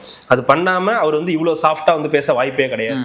ஒன்று அவர்கிட்ட வந்திருக்கணும், இல்லைன்னா பொதுச் செயலாளர்கிட்ட வந்திருக்கணும். இவங்க 2 பேர்கிட்ட வராமல் இது அவரா பேசுறதுக்கு வந்து வாய்ப்பு கிடையாது. அப்போது சொன்னால் ஏற்றுக்கக்கூடிய பக்குவம் இருக்குது. அவர் சொல்கிற மாதிரி சொன்ன மாதிரி அன்றைக்கி டென்ஷன் ஆகிட்டாரு, அது தேவையில்லாத ஒரு டென்ஷன், அதில் ஒரு கிறிஸ்டியானிட்டி அதெல்லாம் கொண்டு வந்தது தேவையில்லாத ஒரு விஷயமா வந்து பார்க்கப்பட்டது. இன்றைக்கி அவர் எழுந்திரிச்சு ஆமாம் நான் அன்றைக்கி ஆவேசப்பட்டுட்டேன், தப்பு தான், இதுக்கப்புறம் எதிர்கட்சிகள் இந்த மாதிரி சொல்கிற விஷயங்களை அவங்கள பார்த்து கேட்டு கற்றுக்கிறேன். நான் அது தமிழில் எனக்கு கொஞ்சம் பிரச்சனை இருக்குது, நான் பிறந்தது ஒரு இடம், வளர்ந்தது ஒரு இடம், இப்போ நான் இருக்கிறது ஒரு இடம், நான் வந்து கொஞ்சம் சுற்றிக்கிட்டே இருக்கேன், அதனால் எனக்கு அந்த பிரச்சனை இருக்குது அப்படின்ட்டாரு. அது பிரச்சனையும் அதெல்லாம் இல்லை, கற்றுக்கிறேன்னு சொல்லிட்டாரு, செஞ்சது நான் பேசுனது தப்புன்னு ஒத்துக்கிட்டாரு. ஓகே, வரவேற்க வேண்டிய விஷயம், நல்ல விஷயம். இனிமே அப்படி நடக்காம வந்து ஒரு பார்த்துக்கணும். அப்புறம் இடையில பாட்டு பாடினாரு, இந்த பாட்டு வந்து எம்ஜிஆர் பாட்டு என்னது, தவறுனா குறிய வைக்க மாட்டேன், குறி வைத்தால் தவற மாட்டேன், தவறுமே ஆனால் குறியே வைக்க மாட்டேன் சொல்லி நான் ஒரு பாட்டு மட்டும் பாடிக்கிறேன் அப்படின்னு சொல்லிட்டு அதிமுக கிட்ட இருந்து ஒரு ரெக்வஸ்ட் வந்து கேட்டாரு. நான் அந்த பாட்டை மட்டும் நான் பாடிக்கிறேன், வித் யுவர் பர்மிஷன். இல்ல வித் யுவர் பர்மிஷன் அவங்கள்ட்ட கேட்கல, சபாநாயகர் அதிமுக அங்க கட்சியில இருந்து ஒவ்வொருத்தரா உரி அதிமுகவே உங்க சைடு கொண்டு வந்து வித்தவுட் பெர்மிஷன் வாங்கிட்டு இருக்காங்க. நீ என்னப்பா போய் பாட்டுக்கெல்லாம் பெர்மிஷன் கேட்டுட்டு இருக்கீங்க, என்ன காப்பிரைட்ஸ் வாங்கி வச்சிருக்காங்க? எம்ஜிஆர் பாட்டு பாடுறாங்க அப்படின்றதுக்காக அவங்க கிட்ட ஒரு பர்மிஷன். எம்ஜிஆர் அவர் வளர்த்த கட்சியவே உங்க சைடு சேர்த்துட்டு இருக்கீங்க, நினைச்சுக்கிட்டு இருக்கீங்க, நீ என்ன பாட்டு பாடுறதுக்கு போய் பர்மிஷன் கேக்குறீங்க? இல்ல எடப்பாடி அதெல்லாம் பாடக்கூடாது, எஸ்பி சும்மா நீங்க பாடுங்க, எத்தனை பாட்டு வேணா பாடுங்க, உட்காந்து கேட்போம், நல்லா இருக்கும் பாட்டெல்லாம் போயிட்டு இருக்குது. எப்போதும் அதுக்கு மேல அதுக்குள்ள சுத்த வேணாம்யா, சட்டமன்றமே ஒரு மாதிரி எரிச்சல் விட்டு விஷயமா இருக்கா, அடிச்சிடுறேன், இதோட அடிச்சிடுறேன் நான், போதும். அப்புறம் இன்னொன்று ஜூவியில் வந்தது தான் மிஸ்டர் கடுகில் வந்திருக்கு. சட்டமன்றத்தில் திமுக ஆட்கள் எல்லாமே தாவேக்காவோட ஸ்பையாக இருக்குமோன்னு எனக்கு ஒரு டவுட்டாக இருக்குது அப்படின்ற ஒரு இது போட்டிருக்காங்க. என்னன்னா அங்கே லெஃப்ட்டு ரைட்டு எல்லாம் சேர்ந்து ஒரு விதமாக பேசியிருக்காங்க. பாமகலாம் ஏதோ ஆக்கப்பூர்வமாக ஒரு கேள்வி கேட்டுட்டு இருக்காங்க. உங்களே அந்த மாதிரி ஏதாவது 4 கேள்வி கேளுங்கண்ணா, என்னன்னா எல்லாம் காமெடி பண்ணிட்டு இருக்கீங்க. இருந்தா கேட்க மாட்டோமாண்ணே. எனக்கு என்னமோ நீங்க எல்லாம் தாவேக்காவோட செட்டிங் எம்எல்ஏ மாதிரியே எனக்கு தெரியுது. திமுக செட்டிங் எம்எல்ஏ மாதிரி, சிட்டிங் எம்எல்ஏ மாதிரி தெரியல. அதுக்கு தாவேக்கா திமுக எம்எல்ஏக்களை குறை சொல்லி தப்பு கிடையாது. அதுக்கு தலைமை ஏற்றிருக்காருலே ஒருத்தர். நீங்க தலைவர்னு எதிர்கட்சி தலைவர்னு ஒருத்தர் போட்டு அமைச்சிருக்கீங்கல்ல, சும்மா உட்காந்துக்கிட்டு சந்துக்குள்ளார உட்காந்துக்கிட்டு ஃபயர் விட்டுக்கிட்டு சின்னவர் மடக்கிட்டாரு, புடிச்சிட்டாரு, புடிங்கி எரிஞ்சிட்டாருன்னு பேசுறதுல ஒன்னும் இருக்கு கிடையாது. பொதுமக்கள் இருந்து வரணும். சரியா கேட்டாருங்க எதிர்கட்சி தலைவர், இந்த கேள்விய சரியான கேள்வி கேட்டாருங்க, சரியா அந்த கேள்விக்கு பதில் சொன்னாருங்க அப்படின்னு ஜெனரல் ஆடியன்ஸ் இருந்து வரணும். அது தாவேக்கால இருந்தாலும் சரி இல்ல மற்றவர்களா இருந்தாலும் சரி, பொதுமக்கள் பாக்குற பொதுமக்கள் சொல்லணும். விஜய் அவர்களை சொல்றீங்களா, சிஎம் அவர்களை சொல்றீங்களா, இப்படி உட்கார்ந்துருக்காரு அப்படி உட்கார்ந்துருக்காருன்னு ஒரு நாள் எதிர்கட்சி தலைவரை காட்ட சொல்லுங்களா. அந்த மாதிரி எதிர்கட்சி தலைவரை ஒரே ஒரு உட்கார்ந்துருக்க வீடியோவை காட்ட சொல்லுங்களேன். நீங்க தான் எடிட்டிங்ல போட்டுறீங்களே என்னன்னு பாத்து. என்னங்க நம்ம 2 பேரும் சேர்ந்தானே பார்த்த மதியான டிபேட். அது ஓகே, எடிட்டிங்ல கட் பண்ணி நீங்களாம் தூக்கிடுறீங்க. முன்னாடி லைவாவது நீங்க வந்து கொடுக்குற, நீங்க அந்த லைவ் எப்படி இருக்குது இப்போ விஜய் அவர்களை காட்ட மாட்டேங்கிறீங்க. ஏன்னா அவர் வந்து அது ஒரு குற்றச்சாட்டு. ஆமா, ஊரகலி பண்றீங்க. அதனால இப்போ லைவ்ல பாத்தீங்கன்னா இவரை வந்து கட் பண்ணிடுறீங்க. நம்ம வந்து ரொம்ப வந்து ரெஸ்பெக்ட் வச்சிருக்கோம் இவங்க மேல எல்லாம். நம்ம பேசக்கூடாதுன்னு பாக்குறோம். உண்மையாவே பேச ஆரம்பிச்சோம்னா பல பேரை வந்து கிழின்னு கிழிக்க வேண்டியிருக்கான, பல பேரை நம்ம வந்து சரி பேச முடியாத, எந்த ஆக்ஷனும் எடுக்க முடியாது, உண்மையாவே எந்த ஆக்ஷனும் எடுக்க முடியாத நிலைமை தான் இருக்கு. மதியானம் ஒரு டிபேட் உட்காந்து பாக்குறோம், சாப்பிட்டுட்டு உட்காந்து ஏன்டா அந்த மண் நியூஸ் பக்கம் போனோன்னு இருந்துச்சு. ஐயோ, உச்சநாச்சமே இல்லாம எப்படி அவங்களால அதை பேச முடியுது, எப்படி அந்த வார்த்தைகள் வந்து விழுதுன்றதே நமக்கு வந்து தெரிய மாட்டேங்குது. அதாவது சொல்றாரு, அந்த பத்திரிகையாளர் சொல்றாரு, இங்க இந்த அரசு எடுக்கக்கூடிய முடிவுகள் எதுவுமே விஜய் அவர்கள் எடுக்கிறது இல்லையா, எல்லாமே வந்து இதுல இருந்து எடுக்கிறாங்களாம், டெல்லியில இருந்து எடுக்கிறாங்க. டெல்லியில இருந்து இருக்கக்கூடிய ஒரு ஆள் தான் எடுக்கிறாரு. யார் அந்த ஆள்னு கேட்டா சாய்குமாரா, தலைமை செயலாளர். அவரு தான் வந்து பிஜேபியோட ஆளு. அவரு சொல்றதுதான் இவர் வந்து எடுக்காங்களாம். எது இன்னைக்கு தீர்மானம் போட்டாங்களே, இது எல்லாமே தொகுதி மறியலுக்கு எதிராக போட்டது அவர் சொல்லி தான் போட்டிருப்பாங்க. அப்ப எஃப்சிஆர்ஏக்கு எதிராக எடுத்தது அவங்க போட்டதுதான். தமிழ் தாய் வாழ்த்துக்கு எதிராக தீர்மானம் போட்டது அவர் சொல்லி தான் போட்டிருப்பாங்க. ஆர்டர்ஸ் எல்லாமே வந்து டெல்லியில இருந்து தான் வருது, அப்படிதானே? ஆமா, தாவேக்காக்கு வர ஆர்டர்ஸ் எல்லாமே டெல்லியில இருந்து. அவரு அந்த இவர் நெறியாளர் 4 பேர் திமுக காரங்க, 4 பேர் அது இல்ல 3 பேர் திமுக காரங்க, ஒருத்தர் வந்து பத்திரிகையாளரா, அவரை தாவேக்கான்னு இவங்களே சொல்லிட்டாங்க. ஆமா, அவரு பத்திரிகையாளரா தான் வந்திருக்காரு, தாவேக்கா ஆதரவாளர்னு கூட போடல, அவரு பத்திரிகையாளர்னு வந்திருக்காரு. அவரு இவரு தாவேக்காரன்னு இவங்க 3 பேர், அதுவும் நெறியாளருக்கு அதுல ஒரு குஷி, அவரை வந்து கலாய்க்கிறது அப்படி ஒரு பெருமிதம், ஆனந்தம். இந்த கரடிக்கு அந்த என்ன ஒரு ஆனந்தம்னு வாங்கல, அந்த மாதிரி அப்படி ஒரு ஆனந்தம் அந்த கரடிக்கு, சரி நெறியாளருக்கு அப்படி ஒரு இது குஜாரா வந்து இருக்கிறாரு இந்த மண் நியூஸ் நெறியாளர். நான் சொல்றது மூத்த நெறியாளர் இல்ல, புது நெறியாளர், புது பீஸ். இது கொஞ்ச நாளா தான் வளம் வந்துகிட்டு இருக்கு அந்த பக்கம். நிஜமா சொல்றேங்க, ஒரு 1/4 மணி நேரம் பார்த்துருப்போம். நெல்சன் மட்டும் போட்டோம், அதுக்கப்புறம் இருக்குதாங்க எல்லாருக்கும் சன் நியூஸ்ல. நெல்சன் மட்டும் போய் அங்க ஜாயின் பண்ணட்டும், அதுக்கப்புறம் ஒட்டு மொத்தமா எல்லாரையும் மூத்த நிர்வாகி எல்லாரையும் ஓரம் கட்டிடுவாரு. அதுக்கப்புறம் பாருங்க டிபேட்லாம் மாஸா இருக்கும், கிளாஸா இருக்கும். அதுக்கப்புறம் எல்லாரும் டிபேட் பார்க்க அங்க வந்துருவாங்க. போக மாட்டாங்கன்னு சொல்றேன். அதுக்கப்புறம் யாரும் போக மாட்டாங்க. அப்பாடா இவன் போயிட்டானா அதுக்கப்புறம் இந்த பக்கம் போக கூடாதுன்னு போயிடுவாங்க. அவருக்கு ஒரு ஸ்பெஷல் ஒண்ணு இருக்குதுங்க நெல்சனுக்கு. அவர் எந்த சேனல்ல ஒர்க் பண்றா அந்த சேனல்ல இருக்க எல்லாரையும் போட்டு அடிப்பாங்க, திமுக காரரை அடிப்பாங்க. வரப்போகுது, நடக்க தானே போகுது. ஆனா அது அவங்களே கேட்க மாட்டாங்க. அந்த டிபேட்டை பத்தி சொல்லணும், அதுக்காக சொல்றேன். ரொம்ப ஒஸ்டா டெல்லி, இன்னமும் டெல்லி தான் வந்து இவங்களை வந்து ஆட்டி படைக்குது, பாஜகவுடைய அடிமையா தான் வந்து இருக்காங்க. அப்புறம் வந்து ஓட்டு மிஷினை வச்சு ஜெயிச்சுட்டாங்க. இப்படின்னு அரசுல நிறைய குறைகள் நடக்கதாங்க செய்யுது. திமுகவோ தாவேக்காவோ யார் ஆட்சி செஞ்சாலும் குறைகள் நடக்கும். நீங்க குறைகளை பத்தி பேசுங்கன்னா இன்னமும் விதண்டாவாதம் பேசிட்டு இருக்குது. இவிஎம் ஜெயிச்சிட்டாங்க, டெல்லி தான் இவங்களை வந்து ஆட்டி படைக்குதுன்னு. இங்க கழிவுகளையும் ஊத்திட்டு இருக்காங்க. நீங்க அந்த டீலிமிட்டேஷனுக்காக இங்க பேசுறத பத்தி அங்க என்ன பண்ண போறீங்க, அதுக்கு ஆதரவா என்னன்னா இன்னும் அது வந்து பில்லே பாஸ் பண்ணலையே, நீங்க அதுக்குள்ள கதறீங்க. அப்புறம் 3 மாசத்துக்கு முன்னாடி நீங்க ஏன்டா கதறீங்கன்னு கேட்டா அது வந்து ஸ்பெஷல் நியூஸ் வந்துச்சு, அதனால நாங்க நகலை எரிச்சு வேடிக்கை காட்டினோம். அதுதான் ஆதம் வருது. நான் இங்கே வந்து ஒரு நங்கரத்தை பண்ண அவங்க பாஸ் பண்ணும்போது எந்திரிச்சு வெளியே நடப்பலாம். நீங்க இருக்கிற அந்த 36 பேரும் அங்கேயே உட்கார்ந்து எதிர்ப்பு தெரிவிச்சுட்டு தான் நீங்க வரணும் அப்படின்னு. ஐயோ அவர் கோச்சிப்பாரு. அது எப்படி நம்ம எப்படி அங்க பண்ண முடியும்? அன்னைக்கு தெரியும்ல, அன்னைக்கு நீங்க உட்காடுறீங்களா, அது இந்த அடுத்த கூட்டத்தொடர்ல நடக்கும்ல, அப்ப எல்லாரும் பார்க்க தானே போறோம். அது வரைக்கும் நீங்க ஜாலியா இருங்க. நாங்க தான் பிஜேபி, நாங்க தான் எதிர்ப்பு, விஜய் ஆட்சி. அதாவது மே 10ஆம் தேதியில இருந்து எல்லாம் நடக்கிற மாதிரியே பேசுறாங்க. அதுவும் குறிப்பா இப்ப வந்து இன்னைக்கு காலையில ஒரு உருட்ட ஆரம்பிச்சாங்க, சொத்து வரி உயர்வு. ஆமா, சொத்து வரி 4% 5000. அதாவது அவங்க என்ன சொல்றாங்கன்னா, உண்மையான சொத்து மதிப்பீடு காட்டாதவங்களுக்கு அதை மதிப்பீடு பண்ணி அவங்களுக்கு வந்து அந்த உயர்வை வந்து நாங்க சரியான இதை வந்து கொடுத்தோம், ஓப்பனா வந்து சொல்லாம அப்படி சொல்லியிருக்காங்க. அதைத்தான் வந்து இவங்க சொத்து வரி வந்துருச்சு. 5000 கட்டினவங்க இப்ப 28000 கட்டுறாங்கன்னா, 5000 ஏன் கட்டிட்டு இருந்தா இப்ப ஏன் 28000 கட்டுறான்னு ஒரு கேள்வி வரும்ல. அப்ப உண்மையான சொத்து வரி இருந்தது, சொத்து மதிப்பு இருந்ததுன்னா ஏன் அதை வந்து அவங்க வந்து பண்ண போறாங்கன்னு இருக்கு. ரெண்டாவது, இது ஓவரால் குற்றச்சாட்டுல எங்கேயோ 1-2 நடந்திருக்கு, உடனே அதை எடுத்து நம்ம மண் நியூஸ்காரன் போட்டு காட்டிட்டு அதுக்கு ஒருத்தர் வந்து இது போட்டு உடனே எல்லாரும் போட்டு மாற்றம் விரைவில். என்னமோ இன்னைக்குதான் மே 10ஆம் தேதியில இருந்து இதெல்லாம் நடக்கிற மாதிரி. இது பல வருஷங்களா நடந்துகிட்டு இருக்க ஒரு விஷயம் தான். ஆனா இன்னைக்குதான் இந்த 3 மாசத்துல எல்லாம் நாசமா போச்சு. இவங்களாலதான் எல்லாம் போச்சு. இவங்களுக்கு என்னன்னா இன்னும் ஜீர்ணிச்சுக்க முடியல. இன்னும் அந்த இடத்துல இன்னும் அவருதான் உட்கார்ந்துருக்காருன்னு நினைச்சிருக்காங்க. அவரை காணவும் காணும். அந்த வெறுப்பு வேற ஒரு பக்கம். அதனால என்ன உண்மையா ஒரு விஷயம் சொல்லணும்னா, கரண்ட் பில் ஒரு இஷ்யூவா போயிட்டு இருக்கு. அது பல இடத்துல ஒரு இஷ்யூவா போயிட்டு இருக்கு. நான் உட்பட எனக்குமே அதிகமா வந்திருக்கு. நான் இதனால் வரைக்கும் யூஸ் பண்ணதை விட எனக்கு இப்ப அதிகமா வந்திருக்கு. நான் வந்து அந்த இதோட யூனிட்டோட கம்பேர் பண்ணி பார்க்கும்போது கூட என்ன கம்பேர் பண்ணாலும் எனக்கு வந்து இது வரைக்கும் இப்போ 2 மாசமாவே அதிகமா தான் வந்து வந்திருக்கு. அப்படின்னும் போது அதுதான் இங்க பிரச்சனையா இருக்கு. ஆனா இவங்க தினம் ஒரு பிரச்சனையை கிளப்பிடுது. சொத்து வரி உயர்ந்துருச்சு, பெட்ரோல் ரேட் வந்து ஏத்திட்டாங்க. பெட்ரோல் ரேட் ஏத்தினாங்க, அதுக்கு அவரு நம்ம பெட்ரோல் ரேட் உங்க ஆட்சியில ஏறி போச்சு, நாங்க 3 ரூபா குறைச்சோம்ல, நீ 5 ரூபா சொன்ன, ஆனா 3 ரூபா குறைச்சோம்ல, அது மாதிரி நீங்க ஏதாவது ஒண்ணு பண்ணலாம். அதாவது நான் ரோட்ல ஏதாவது ஒரு நாட்டுல ஏதாவது ஒரு பஞ்சாயத்து ஆகி போச்சுன்னா உடனே இந்த மாதிரி.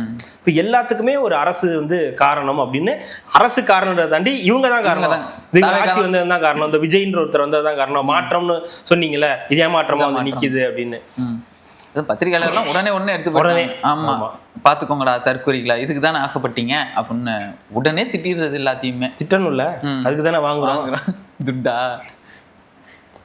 விடுங்க. அதுல இவங்களுக்கு பெருமை வேற. நாங்கெல்லாம் துட்டுக்காக வேலை செய்யறவங்கல்ல, நாங்கெல்லாம் பல லட்சங்கள்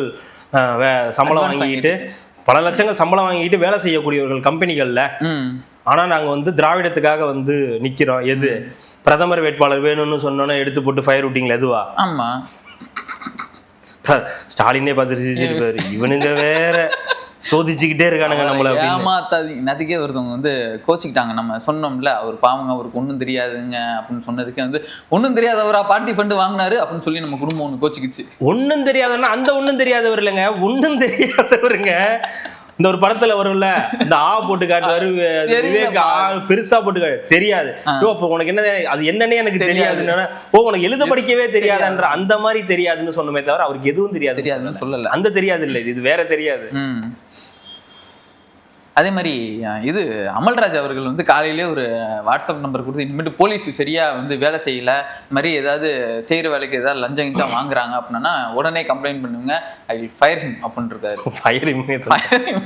வேலையை விட்டு தூக்குறதுக்கு இல்ல வந்து வழக்கு போட்டு பதிவு பண்றதுக்கு அவர் சொல்லியிருக்காரு. நல்ல முன்னெடுப்பு. ஏன்னா காவல்துறையில அது அதிகமா நடக்குது, பல்வேறு பிரச்சனைகள் நடக்குது. காவலர்களுக்கு நிறைய பிரச்சனைகள் இருக்கு, காவலர்களாலையும் நிறைய பிரச்சனை இருக்குன்றது எல்லாருக்கும் இருக்கக்கூடியது. பொதுவாகவே நம்ம ஆட்கள்லாம் ஸ்டேஷன் போகணும்னா நிறைய பயப்படக்கூடிய சூழ்நிலைகள்லாம் வந்திருக்கு. அதுக்கப்புறம் அங்க கேட்கக்கூடிய காசு, இதை கொடுத்தீங்கன்னா தான் செய்ய முடியும்னு நடக்கக்கூடிய சம்பவங்கள், இதுக்கெல்லாம் முற்றுப்புள்ளி வைக்கிற மாதிரி காவலர்களையே வெளியே அனுப்பிட்டு அவங்க கிட்ட அந்த குறைகளை சொல்லி, இது மாதிரி நீங்க கம்ப்ளைண்ட் பண்ணுங்க, காவலர்களால பிரச்சனைனாலும் குறை பண்ணுங்க, காவலர் பிரச்சனைனா காவல் இதுக்கு சொல்லுங்க, அவங்களாலே பிரச்சனை இந்த நம்பரை சொல்லுங்க. அது ஒரு ரகசியமான ஒரு இதுவாக தான் வந்து கொடுத்துருக்காங்க. யார் என்னன்றது டீட்டெயில் சொல்லாம தான் வந்து பண்ணுவோம் அப்படின்ற மாதிரி வாக்குறுதிகள்லாம் வந்து அமல்ராஜ் அவர்கள் கொடுத்துருக்காரு. அதற்கு சிஎம் ஒரு ஃபுல் ஃப்ரீடம் கொடுத்துருக்கிறதா தகவல் வருது. போலீஸ் டிபார்ட்மெண்ட் நீங்க வந்து பண்ணுங்க, இந்த மாதிரி முன்னெடுப்பு எடுங்க, அதுதான் முக்கியம். மக்களோட குறைகளை வந்து உங்கள்கிட்ட சொன்னாங்கன்னா, அப்படி ஏதாவது காசு கேட்கறாங்கன்னு சொன்னா நீங்க ஆக்ஷன் எடுங்க, உங்களுக்கு நான் அதுக்கு ஃபுல் ஃப்ரீடம் கொடுக்குறேன் அப்படின்னு சொல்லி அவர் சொன்னதாக தகவல்கள் ஒரு பக்கம் வந்து வருது.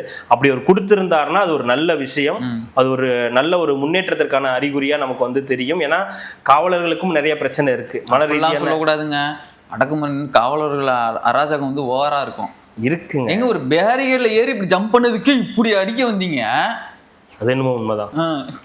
அடிச்சிருக்க கூடாது, கன் எடுத்து நெத்தி போட்டுல வச்சிருந்தா கரெக்டா இருந்திருக்கும். இருந்த கடுப்புக்கு போற போக்குல முதுகுல டப்புன்னு ஒண்ணு போட்டிருந்தாருன்னா கரெக்டா இருந்திருக்கும். அந்த கையில அடிச்சதுதான் தப்பா போச்சு. கையிலே அடிச்சிருக்க கூடாது. இல்ல விலங்கு மாட்டி இருந்துட்டு போய் இருந்திருக்கணும். பொது சொத்தை சேதப்படுத்திய வழக்குன்னு சொல்லிட்டு அந்த வண்டி இருக்குல்ல, அவரு கூடவே அந்த வண்டியில கட்டி விட்டுருக்கணும். ஆமா, 2 கையிலையும் கட்டிட்டு அவர் உட்கார வச்சுட்டு இவர் 2 கையிலையும் கட்டிட்டு அவர் கூடவே தஞ்சாவூர் வரைக்கும் கூட்டு போயிருந்திருக்கணும். கரெக்டா இருந்திருக்கும். இப்படிதான் சொல்லுவீங்க. திருப்பி ஹைகோர்ட் என்ன பண்ணணும், இந்த மாதிரி நம்பரை கொடுத்து மக்களை ஏமாத்தாதீங்க அப்படின்னு அவங்க வேற வழக்குக்கு சொன்னாங்க. என்கிட்ட அப்படித்தானே வந்துச்சு. அது வேற மாதிரி எடுத்து போட்டு இவங்க வழக்கம் போல பாதியை கட் பண்ணி என்ன ஏதுன்னே தெரியாம, என்ன மேட்ச் என்ன கேம்னே தெரியாம எடுத்து வந்து போட்டு விட்டுட்டு போயிட்டாங்க. இது இந்த மண் நியூஸோட வேலைங்க இதெல்லாம். இந்த மண் நியூஸ்ல இருந்து தான் எடுத்து போட்டு இந்த சந்துக்குள்ளார பிரச்சனையை உண்டு பண்றது. ஒரு அரசுல பிரச்சனைகள் நடக்குதுங்க. நம்மளுடைய இது என்னன்னா தாவேகாவுக்கு சப்போர்ட் பண்றதோ அதெல்லாம் இல்ல. ஒரு முதலமைச்சர் ஒருத்தர் வந்திருக்காரு. அவர் என்ன சொல்றாரு, ஊழல் இருக்கக்கூடாது, என் ஆட்சியில லஞ்சம்ன்றது ஒண்ணு இருக்கக்கூடாது, மக்கள் கஷ்டப்படக்கூடாது. ஒரு பக்கம் சில பிரச்சனைகள் இருக்கு, அதை தாண்டி அவர் ஒரு முன்னெடுப்பு எடுக்கிறாரு. லஞ்சம் வாங்காதீங்க, வாங்கினா இது என்னுடைய ஆட்சின்னு சொல்லுங்க, உங்களுக்கு ஒரு நம்பர் கொடுக்குறேன்னு சொல்லி அந்த நம்பர் கொடுக்குறாரு. அந்த நம்பர் கொடுக்கறதுனால வந்த ஒரு பயம் ஒரு பக்கம், ரெண்டாவது வாங்கினா மாட்டி போன்ற ஒரு பயம் ஒரு பக்கம். இப்ப போலீஸுக்கும் அப்படி ஒரு நம்பர் கொடுக்குறாரு. அவங்களால ஏதாவது உங்களுக்கு பிரச்சனை இந்த நம்பருக்கு சொல்லுங்க அப்படின்னு சொல்லி ஒரு நம்பர் கொடுக்கிறாரு. அப்போ ஒரு முன்னெடுப்பு எடுக்கும் போது நம்ம அதுக்கு ஆதரவா இருக்கணும். பொதுமக்களாகிய நம்மளும் வந்து அதுல வந்து நமக்கும் அந்த பிரச்சனைகள் இருக்கும்போது அப்ப நம்மளும் அதை சப்போர்ட் பண்ணுன்றோம். ஆனா இவங்க என்ன பண்றாங்க, இருக்கிற சின்ன சின்ன பிரச்சனை எல்லாம் கூட பெரிய பிரச்சனையா காட்டணும். இப்ப சொத்து வரின்னு ஒண்ணு இருந்து இப்ப அதிகாரப்பூர்வமா உயர்த்தினா அது சொல்லுவாங்கல்ல, ஆமாங்க நாங்க உயர்த்த போறோம் அப்படின்னு. அது மாதிரி ஒரு செய்தியே வராதப்ப உயர்த்திட்டாங்க போச்சு. அதை ஒரு 10 பேர் எடுத்துக்கிட்டு, பிரபலமா இருக்கிற சில பேர் கூட அதை எடுத்துக்கிட்டு வந்து போட்டு பாத்தீங்களா இந்த மாதிரி ஆகி போச்சு. அதுக்கு ஏதாவது கமெண்ட் பண்ணா கீழே போய் அசிங்கமா அவங்களையும் வந்து இவங்களையும் வந்து திட்டுறது, நீ ஒரு தற்குறி. இப்ப நீங்க என்ன கட்டமைக்க முயற்சிக்கிறீங்க? இது ஒரு ஆட்சி சரியில்லாத ஆட்சி, மாற்றம் சொல்லி ஏமாத்திட்டாங்க. இது வந்து பழைய மாதிரி எங்களுக்கு லஞ்சம் ஊழல் இப்படி இருக்கிற ஆட்சி தான் வேணும். 10-11 மணிக்கு பொறுப்பேற்றா 11:05 மண்ணை வந்து அள்ளணும். ஆமா காசு வாங்கினேன், அதை திருப்பி கொடுத்துட்டேன்னு சொல்லி உயர்நீதிமன்றத்திலே ஒப்புக்கொள்ற அளவுக்கு இருக்கக்கூடிய நபர்கள் தான் வந்து வேணும் உங்களுக்கு. எங்க பார்த்தாலும் ஊரு ஃபுல்லா வந்து இது மருத்துவக் கல்லூரிகள் கட்டிக்கிட்டு, இன்ஜினியரிங் காலேஜ் கட்டிக்கிட்டு, கட்டிக்கிட்டு, கிட்னிகளை திருடிக்கிட்டு, இந்த மாதிரி இருக்கக்கூடிய ஆட்சி தான் வேணும் உங்களுக்கு. நினைச்சபடி நீங்க துபாய் போகலாம், என்ன வேணாலும் பண்ணலாம்.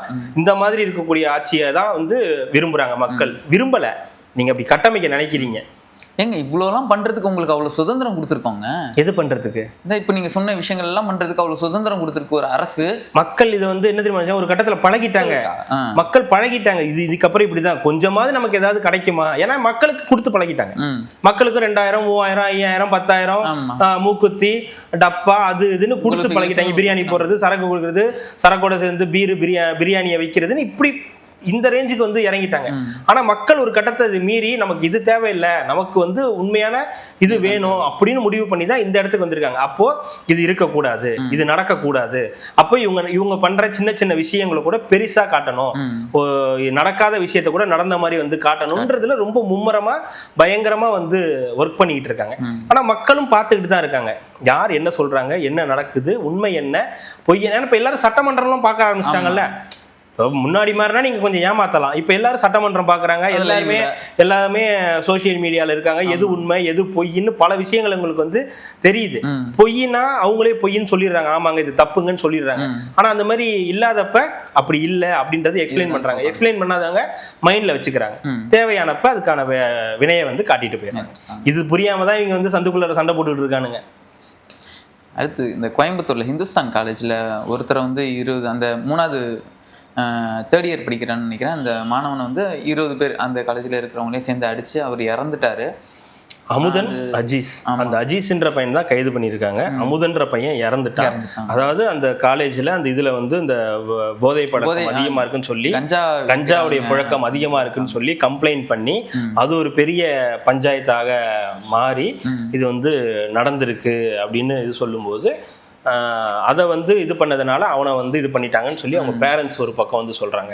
அப்புறம் அந்த கல்லூரி நிர்வாகம் வந்து ஒரு 3 பேர் 4 பேர் சேர்ந்து பேட்டி கொடுக்குறாங்க, அந்த மாதிரி ஒன்றும் நடக்கலை. அதுக்கப்புறம் நாங்கள் டீச்சரை கூப்பிட்டு பேரண்ட்ஸை கூப்பிட்டு இதெல்லாம் பண்ணணும்.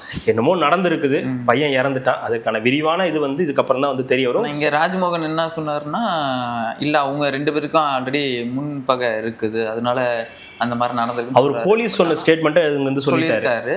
திங்கட்கிழமை அதை பத்தி பேசலாம் தான். ஆனா போலீஸ் சொன்ன ஸ்டேட்மெண்ட் உடனே அவர் வந்து கன்வே பண்ணிட்டாரு சட்டமன்றத்துல. ஏன்னா எதிர்க்கட்சி தலைவர் கேட்கிறாரு, இவர் கேட்ட உடனேயே இவர் கன்வே பண்ணிட்டாரு அப்படின்ற ஒரு விஷயம் வந்து இருக்கு. இன்னும் கொஞ்சம் பொறுமையா அது திங்கட்கிழமை பதில் சொல்றோம்னு சொல்லியாச்சு.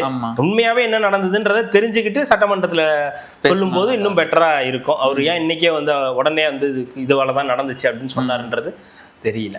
ஆனா நிறைய இருக்குங்க. கோயம்புத்தூர் சுத்தி அந்த பெரிய பெரிய காலேஜ் எல்லாம் இருக்கு பாத்தீங்களா, அங்க எல்லாமே வந்து இல்ல எனக்கே ஒருத்தர் அமிச்சாரு. நம்ம ஆல்ரெடி பேசணும்ல, இது பக்கத்துல இருக்கிற ஏதோ ஒரு இந்த காலேஜ் பேருன்னு சொல்லக்கூடாது, ஏதாவது சொன்னா அது ஒரு பஞ்சாயத்தா இருக்குது, இவங்க கேட்டா சொல்லுங்கன்னுபாங்க, அவ்வளவு என்ன பயம்பாங்க. பயத்துக்கு இல்லைங்க, இதெல்லாம் சாதாரண ஆளுங்க, அவ்வளவுதாங்க. இல்ல அதுல நிறைய சட்ட சிக்கல்கள் இருக்குல்ல. ஆமா, ஆதாரங்கள் இருக்கான்னு கேட்பாங்க, அது இருக்கான்னு கேட்பாங்க, இது இருக்கான்னு. இல்ல இப்ப எனக்கு ஒருத்தர் அனுப்பிச்சிருந்தாரு, அனுப்பியிருந்தாங்க. அது நெக்ஸ்ட் இதுல நான் வந்து எடுத்துட்டு சொல்றேன். எங்கன்னு காணும், அதை அர்ஜென்ட்டுக்கு தேட முடியல. நிறைய இருக்கு அங்க இருக்கிற பெரிய பெரிய காலேஜ்ல எல்லாமே. விருத்தாச்சலம் டு அந்த வேப்பூரோ ஏதோ ஒரு ஊர் சொல்லியிருந்தாரு. அதுக்கு தான் அந்த ஊர் பேரை சொல்லணுன்றதுக்காக. விருத்தாச்சலம் டு ஏதோ ஒரு ஊருக்குள்ளார் போற வரைக்கும் கஞ்சா புழக்கத்தோட வந்து இது வந்து ரொம்ப அதிகமா இருக்கு. அதை வந்து ஸ்டேஷன்ல கம்ப்ளைண்ட் பண்ணாலும் ஏதோ சம்திங் சொன்னா கூட பெருசா எடுபடலைன்ற மாதிரி ஏதோ சொல்லியிருந்தாரு. டீட்டெயிலா நான் கூட நீங்க கஞ்சா இல்ல, கஞ்சா தாண்டி பெரிய நிறைய விஷயங்கள் வந்துருச்சு எல்லாமே. அதுதான் இப்ப கோயம்புத்தூர் சைடுல வந்து அதிகமா. இந்த கொலைக்கு இப்ப காரணம்னு யாரை சொல்லுவீங்க? ட்ரக்ஸ் தான் சொல்ல முடியும். ட்ரக்ஸ் இல்ல, சரி ட்ரக்ஸை தாண்டி இது யாரு காரணமா இருக்கணும்? 3 மாசமா வந்திருக்கக்கூடிய தாவேக்கா அரசா, இல்ல இங்க பல வருஷமா இருந்தா தான் சொல்ல முடியும். திமுக தான் சொல்ல முடியும். திமுக திராவிட கட்சிகள்னா சொல்ல முடியும். ஏன்னா இதை நீங்க இங்க பரவல ஆக்கிட்டு போயிட்டீங்க. இப்ப கண்ட்ரோல் பண்றதுக்கு ஒருத்தர் வந்திருக்காரு. இன்னைக்கு கூட அதுக்காக நிதி எல்லாம் ஒதுக்குற, நேத்து கூட நிதி எல்லாம் வந்து ஒதுக்கி இருந்தாரு. அதுக்காக வந்து ரெசல்யூஷன் தானே அது எடுக்கிறதுக்கு பேரு. இது வாக்கு அதை எடுத்தாங்களே, நின்று சாப்பிடுவேன் நம்ம 1ஆம் தேதி எடுப்போமே, ஜனவரி 1 எடுக்க பண்ண மாட்டோம், சும்மா எடுத்து மட்டும் வைப்போம்ல. இந்த இதுல இருந்து இந்த வருஷத்துல இருந்து நான் ஜிம்முக்கு போவேன், குடிக்க மாட்டேன், கொலைவெறியோட காத்திருப்பேன் இடைத்தேர்தலுக்காக, அந்த மாதிரிலாம் எடுப்போம்ல. அந்த மாதிரி இல்ல, அவரு நேத்து முதலமைச்சர் ஒண்ணு பண்றாரு.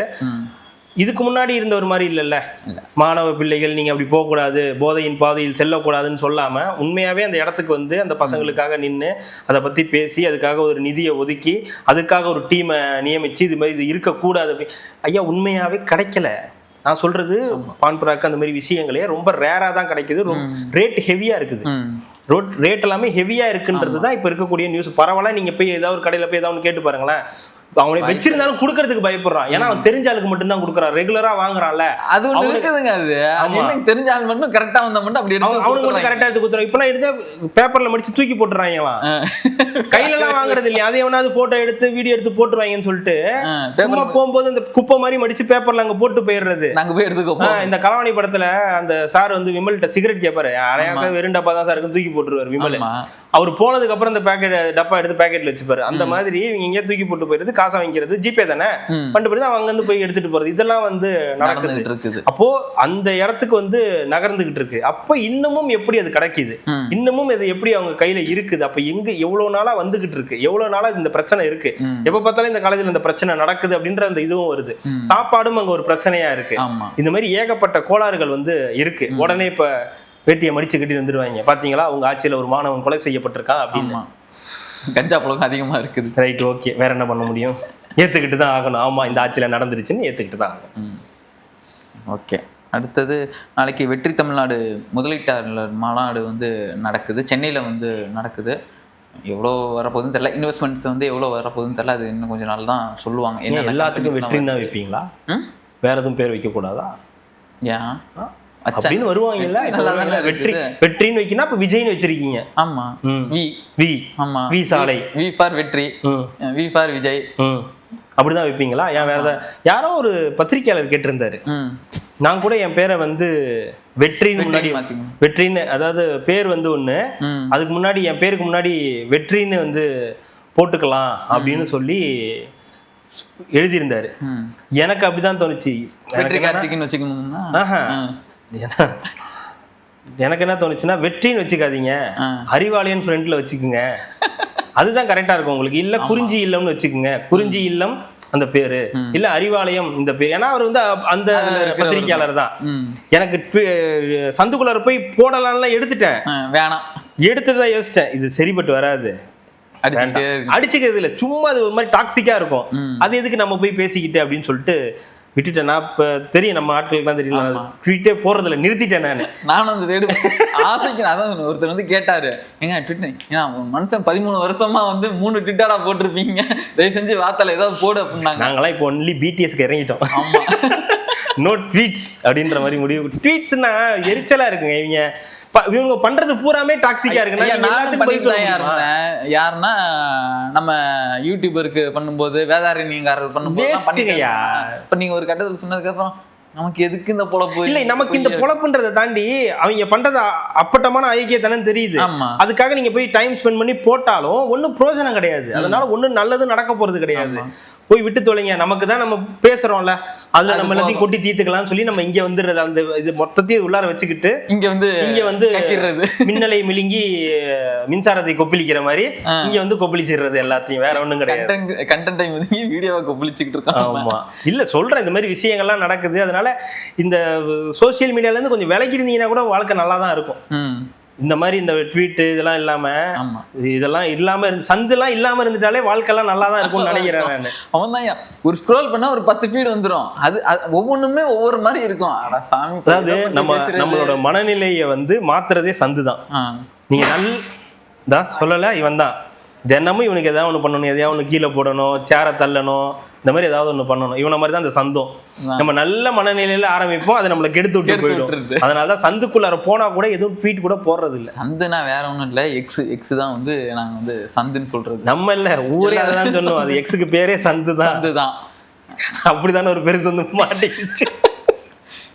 அந்த சந்துல இப்ப இன்னொருத்தரும் ஆட் ஆன் ஆயிட்டாரு.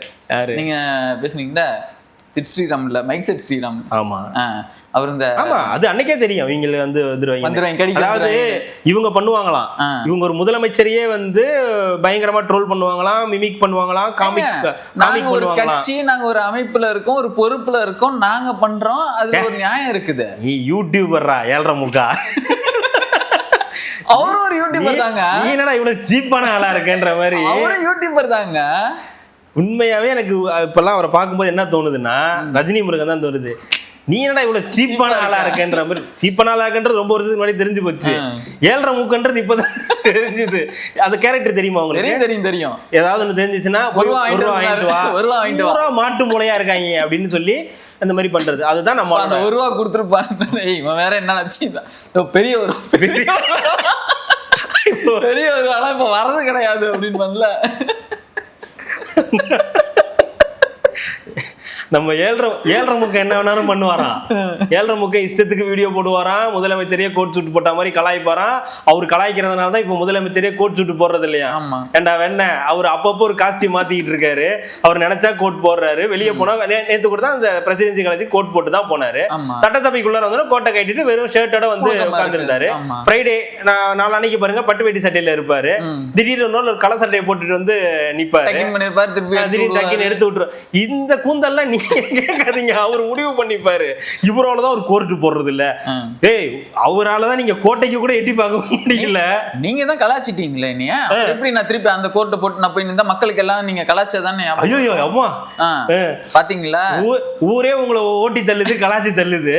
நல்ல வேலை இல்லங்க. ஒரு மைக் செட் அப்படின்னு சொல்லி ஒரு சேனல், அவங்க ஒரு வீடியோ போடுறாங்க, சாதாரண ட்ரோல் வீடியோ, எல்லாரையும் பண்ற மாதிரி தான் உங்களையும் பண்ணிருக்காங்க. அதுல உங்களுக்கு என்ன கஷ்டமா போச்சு? ஏத்துக்க முடியல. ஏன் ஏத்துக்க முடியல? ஏன் நீ பண்றல அதே மாதிரி தான் அந்த பையன் பண்றான். அது நீ ஏத்துக்கிட்டு தான் ஆகணும். ஏத்துக்கலன்னா போய் ஏதாவது பண்ணிக்க. நான் ஒரு ஆளுமை, நான் பண்ணுவேன். நீ ஏதாவது சிக்கன் செஞ்சு சாப்பிடியா? எங்க பக்கம் வர, இந்த பக்கம் வராத. ஏங்க இவ்வளவு நாள் சும்மா இருந்துட்டு இப்போ மட்டும் என்ன வந்துட்டு நீங்க வீடியோ போடுவீங்களா? எங்கெல்லாம் கலாச்சிக்கிட்டு நீ எல்லாம் போட வேண்டியதானே? இதெல்லாம் நீ கேட்காத. நான் எப்போ வீடியோ போடணும், அவன் எப்போ வீடியோ போடணும்ன்றதா உன் வேலை இல்ல. உன் வேலை வீடியோ போடுறதானே. அதை நீ கரெக்டா பண்றல, ரெகுலரா போட்டுருவேன். அது நீ போடுற திமுக காரங்க பாக்குறாங்களா, சந்தோஷமா இருக்காங்க, கட் பண்ணி போட்டு எல்லாரும் ஃபயர் விடுறாங்கல்ல. அதே மாதிரிதான் அவங்களுக்கு என்ன பண்ணணும்னு தோணுதோ பண்ணுவாங்க. நம்ம கமலஹாசன் ஐயா சொல்ற மாதிரி தான், அவாவா வேலையை பாருங்க. அதனால எல்லார் வேலையிலயும் போய் எல்லாரும் மூக்கு நுழைக்க வேணாம். உங்களை கலாச்சது பிடிக்கல, நீங்க அந்த பையனை கலாச்சி ஒரு வீடியோ போட்டுங்க, சந்தோஷப்பட்டுங்க. இது டாடி சோம்பி கடிக்கல, இது வந்து குட்டி சோம்பிஸ், அந்த சோல்ஜர் சோம்பிஸ் இருக்கும் தெரியுங்களா, அதுங்க தான் வந்து கடிக்கிறது. அதுதான் சொல்றேன். இல்ல அதுவே அவங்கள போட்டுக்கிறாங்கன்னு வச்சுக்கோங்களேன். அவங்க இதே மாதிரி கலாச்சி ஏதாவது ஒண்ணு போட்டாருன்னா சாட்டை தெறிக்க விட்டாரு, பொழந்து விட்டாரு, சாட்டை தெறிக்க விட்டாரு, பொழந்து விட்டாரு அப்படின்றது. அதுவே அவங்கள கலாச்சி இவங்க ஒண்ணு போட்டாங்கன்னு வச்சுக்கோங்க, முடிஞ்சிச்சு. அதுதான் கடிக்கிறது. இதுதான் சொல்றேனே, இந்த மாதிரி எதுவுமே அவங்கள பண்ணக்கூடாதுன்றாங்க. உண்மையாவே தற்குறிங்க அவங்க தான். அவங்களுக்கு ஒண்ணுமே புரியாது. அண்ணன் கதை சொன்னா கை தட்டுவானுங்க, அண்ணன் ஆஹா ஓஹோன்னாலும் கை தட்டுவாங்க. ஒரு காலத்துல நான் வந்து அந்த பறவையா இருந்தேன், அதுக்கப்புறம் தான் கொஞ்ச நாள் கழிச்சுதான் நான் மனுஷனானேன் அப்படின்னு சொன்னாருன்னா அதுக்கும் ஆமான்னு சூப்பர்ல நடந்திருக்கும். நீங்க அதை நம்ப மாட்டேங்கிறீங்க, நம்மள்ட்ட திருப்பிட்டு வருவானுங்க. நானே 2 வயசுல பச்சை நான் போராட்டத்துக்கு எல்லாம் போயிருக்கேன். அந்த அம்மா சரி, அந்த ஒரு பையன் சொன்னால நான் கூட இந்த வயசுலயே பேசிட்டேன்னு சொல்லி ஒரு பையன் சொன்னானே, இயேசுவின் குழந்தை, அவனே இவர்கிட்ட இருந்து தான் அடிச்சிருந்திருப்பான். அந்த மாதிரி எதனா ஒன்று சொன்னா கூட இவங்க நம்புவாங்க, நின்றுக்கிட்டு கை தட்டுவானுங்க, ஆமா அண்ணன் நடந்திருக்கு, வாய்ப்பு இருக்கு அப்படின்னு சொல்லுவாங்க. அப்படி அந்த மாதிரி கூட்டத்திட்டு போயிட்டு அந்த பையன் மாற்றத்துல ஒன்றும் ஆச்சரியம் கிடையாது. ஏன்னா அந்த பையன் செஞ்சிருக்கான், நம்ம கூட தானே பண்றோம் அப்படின்னு. அதுக்காக அது வந்து தப்பாயிடுமா? நீங்க பண்றதை தானே பண்றோம். நீ சாதாரணமா பண்ணிருந்தீங்கன்னா பரவாயில்ல, நீ உன் இஷ்டத்துக்கு நீ சொல்றதுன்னா அதுக்கு செய்ய தானே செய்வாங்க. நான் பண்றது நீங்க பண்றதுல எனக்கு பிரச்சனை இல்ல, நான் தமிழ் தேசியத்தை பத்தி அவ்வளவு பேசுறேன்ல, நீங்க ஏன் பேசலன்னு தான் கேக்குறாரு. யாரு பேசணும்? மக்கள் எல்லாமே பேசணும், இந்த மாதிரிலாம் வீடியோ எடுத்து போடணும், நீங்களும் இந்த மாதிரி பேசணும். உங்களுக்குன்னு சப்போர்ட் பண்றதுக்கு 2-3 பத்திரிகையாளர்கள் இருக்காங்க. நீங்க ஏன் உள்ள போகல? சீமான் உள்ள போகணும், இடுமாவனம் கார்த்திக் உள்ள போகணும், சாட்டை உள்ள போகணும், போனாங்கன்னா அவங்க எல்லாம் தெரிக்க விட்டுருவாங்கன்னு. அதுக்கு போறதுக்கு ஏதாவது முயற்சி எடுக்கணுங்க. நீங்க வெளியே உட்காந்துட்டு அவங்களுக்காக வந்து அவங்க போகணும் இவங்க போகணும்னு சொல்லலாம். அதுக்காக என்ன பண்ண முடியும்? அதுக்கு முயற்சி எடுக்க வேண்டியது அவங்க. நான் திருப்பி ஒரு கேள்விதான் கேட்கிறேன். 2.5 வருஷம் ஆன கட்சியால ஒரு 108 தொகுதி ஜெயிக்க முடியுதுன்னா, ஒரு 15 வருஷமா இருக்க கட்சி ஒரு 10 இடத்துலயும் ஜெயிக்க முடியல. இந்த விஷயத்துல நான் சவுக்கு சங்கர் அவரோட நான் ஒத்து போறேங்க. இல்ல அவர் என்ன தெரியுமா சொல்றாரு, ஒரு 10 இடம்பா உனக்கு தோதான ஒரு 10 இடத்தை செலக்ட் பண்ணி அங்க மட்டும் ஒர்க் பண்ணி, சீமான், சாட்டை, இடுமாவனம் கார்த்தி, அந்த பொண்ணு எல்லாரும் ஒரு 5 பேர், இன்னொரு 5 பேர் சேர்ந்து புள்ள போய் கதிகலங்க விடுங்களா சட்டசபைய. ஏன் பண்ணவே மாட்டேங்கிறீங்க? அதை மட்டும் பண்ண தானே அரசியலே இருக்கேன். அப்புறம் என்ன இதுக்கு அவனுக்கு சப்போர்ட் பண்ணிட்டு வரீங்க? அவரு உள்ள போகணும், இவரு உள்ள போகணும், இவரு உள்ள போகணும் எல்லாம் பேசுறீங்க. இதுக்கு வந்து கரெக்டான விளக்கம் யார் கொடுத்தாருன்னா விஷால் அவர்கள் வந்து. விஷாலே கொடுத்துட்டாரு. அண்ணன் அது சொன்னா தப்பா எடுத்துக்க கூடாது, அண்ணன் உங்களை யாரும் மதிக்கலண்ணே, மற்றவங்க உங்களை எல்லாமே காமெடியா தானே பாக்குறாங்க, அதை நீங்க புரிஞ்சுக்கோங்கன்னு சொல்லிட்டு விஷால் அவர்களே சொல்லிட்டாரு. விஷாலே அண்ணனை பார்த்து காமெடியா இருக்காருன்ட்டாரா? கரடியே இப்ப வேற சேயோன்ல நடிக்க போறாராம். ஐயோ, நான் என்ன சிறையில இருந்து வந்தவன் நினைச்சீங்களா? திரையில இருந்து வந்தவங்க என்னைய தள்ளாங்க அங்க இருந்து. அதுதான் இப்ப மறுபடியும் அங்கதான் தள்ளிக்கிட்டு இருக்காங்க. 5 வருஷத்துக்கு உங்களுக்கு வேலை இல்ல, அதனால நீங்க அங்கேயே போங்க தள்ளி விட்டுருக்காங்களா? எனக்கு என்ன இப்ப பிரச்சனைனா, தாய் கிழவி நல்லா இருந்துச்சு, அந்த நம்பிக்கையில கண்டிப்பா அந்த படத்துக்கு போகணும்னு நினைச்சுக்கிட்டு இருந்தேன். ஏற்கனவே இவர் நடிச்சிருக்காருன்னு சொல்லிதான் நம்ம அந்த எல்ஐகே படத்தை பார்க்கல, விட்டுட்டோம். எதுக்கு இந்த கருமத்தை வர போய் பார்த்துக்கிட்டு அந்த ஒரே ஒரு பாட்டு தான் கேட்டோம். இப்ப இந்த படத்துக்கும் இந்த மாதிரி ஒரு சோதனைனா இப்போ யோசிச்சு பார்க்கணும். இப்ப சிவகார்த்திகேயன் வாழ்க்கையை நினைச்சு பார்க்கணும். ஏற்கனவே பராசக்தி எல்லாம் வந்து இப்படி ஆகி போச்சு. இப்ப இப்போ சேயம் தான் ஒரு நம்பிக்கைக்குரிய படமா வந்து இருந்துச்சு, கொஞ்சம் வித்தியாசமாவும் இருந்துச்சு, ஒரு கமர்ஷியல் படமா இருக்கும்னு எதிர்பார்த்துக்கிட்டு இருந்தோம். இதுல இவர் வேற நடிக்க வைக்கிறதா பேச்சுக்கள். முருகன் அங்க இருக்கான்ல, ரைட்டு. சிவகார்த்திகேயன் அவர்கள் தப்பிச்சுக்கிறது நல்லது. ஏதாவது பண்ணி இந்த படத்துல இருந்து ஏதாவது பண்ணி விட்டீங்கன்னா உங்களுக்கு நல்லது பாத்துக்குங்க. போதும், முடிச்சிருவோம். இன்னைக்கு ஓவரா போயிட்டு இருக்குன்னு நினைக்கிறேன். மீண்டும் நாளைக்கு நிறைய செய்திகளோட சந்திப்போம். கார்த்திக், மிக்க நன்றி. மகிழ்ச்சி.